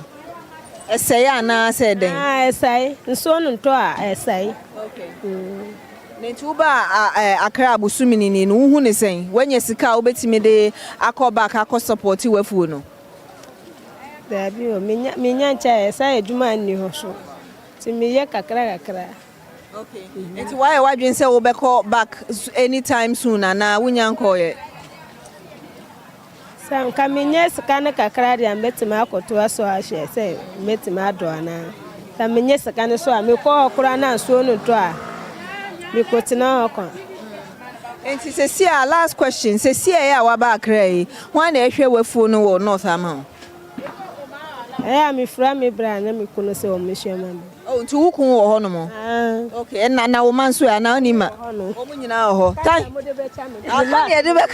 Okay. So she just made the appeal over there, but obviously I'm sure you heard her clearly really talking about she actually owns farms, planting groundnuts among others, but of course because of the weather patterns she's decided to come here, and also the need for her to get money to buy the necessary tools and what she needs really to be able to, as it were, farm and make profit. But her sister is here with me. I guess she wants to talk, which is why she's here with us.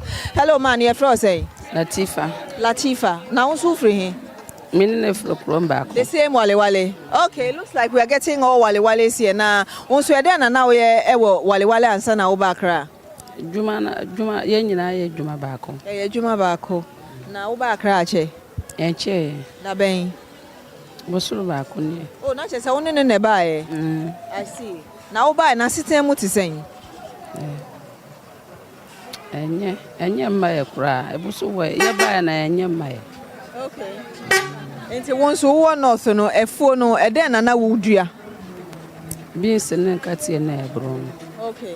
Na wo no ka se ono no de no oni ska odi beto spray ne nema na won so wo problem na wo de wo ba ha ne ye de an na nyina ba ko spray na nyina ba ya. Okay. Enti se si a won so wagya wafuo e de aba Accra ha no hwan na ehwe so ama wo eho menuam no wo ene memba na mekuno. Okay. Yeah, that's it. Madam Latifa Meboa. That's the name. So she also has the same problem as regards the weather and the need for her to equally get enough money just so she's able to buy the necessary equipment and all the items she needs to have a good farm and be productive. And so let me tell you that a number of them, as you heard them, in their own words, a number of them are here for money, and it's a very busy morning for them as well. And so from the Malamata market in Accra, we've been bringing you live reports of why, indeed, per the data we have, 21.7% of people from the north choose to migrate to the southern part of Ghana because climate change is indeed affecting their farms, their economic activities, and obviously they need to be able to get the necessary resources just so they can take care of themselves and, of course, their families, and even be able to have just enough, really, to take care of their futures as well. My name is Beatrice Edu. Thank you very much for staying with us right here on TV3 Newday. Back to you, team in studio. And the reasons and the characteristics, as well as the issues that tend to lead to individuals who live up north or even across water bodies or basins that usually are affected by climate are varied. And it could not only be issues of northern Ghana alone, but there are reasons why. You go to the Voltaic Basin too, you're going to see that as well. Individuals are also moving from one area to the other, either because of the issues of the sea taking over their lands as a result of tidal waves, among many others. But up north, in the conversation about climate change is also ongoing. And so on Wednesday, we'll take you to the Upper East region and then get to talk about this Climate Talks 2026 themed Building Climate Security Resilience in Ghana. It's going to take place at the Akayet Hotel, Bolgatanga. That's the capital of the Upper East region. And it is going to feature Ambassador Langdrop as well. And we're going to broadcast this live, not only mainstream television, but also social media, and then also our streaming platforms across TV3 Ghana.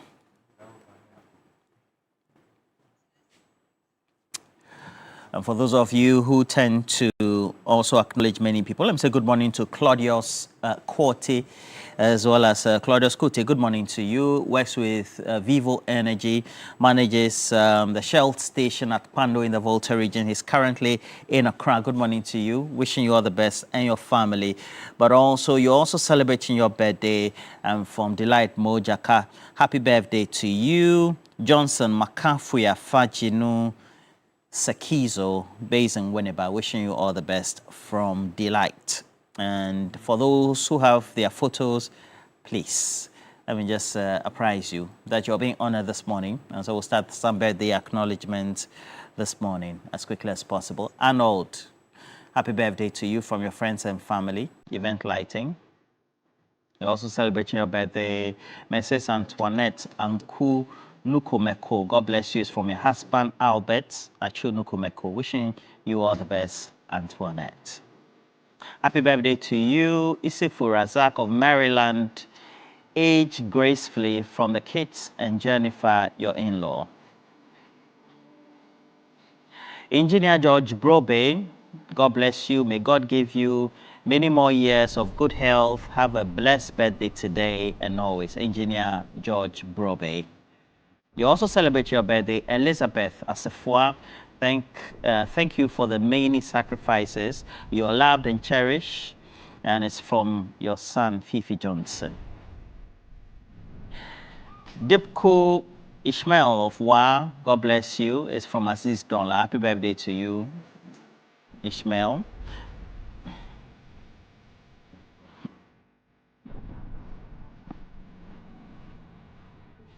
All right, so we're going to have more. Now, Enoch Amwako, head of research, my dear, celebrate your birthday. Happy birthday to you, Enoch Amwako. Wishing you all the best, and that's Enoch, great guy. I even love the post. Charlie, Chairman Enoch Amwako, head of research, 3 News. Fantastic guy so far. And then also Michael Lanane, you're a director, Radio Media General. Happy birthday to you. Wishing you all the best. Well, that'll be it for the morning. Just in case you want more content, you have to get on to 3news.com, TV3 Ghana across our platforms on social media and watch our streams. Next, we bring you the latest sports headlines as well as content coming up next with 3 Sports GH, but also means that midday will be with you after sports and then give you exciting content on the afternoon show before we subsequently go to News 360. But regular programming will continue on the channel. All the updates, TV3 Ghana and 3news.com. See you same time tomorrow. Bye-bye.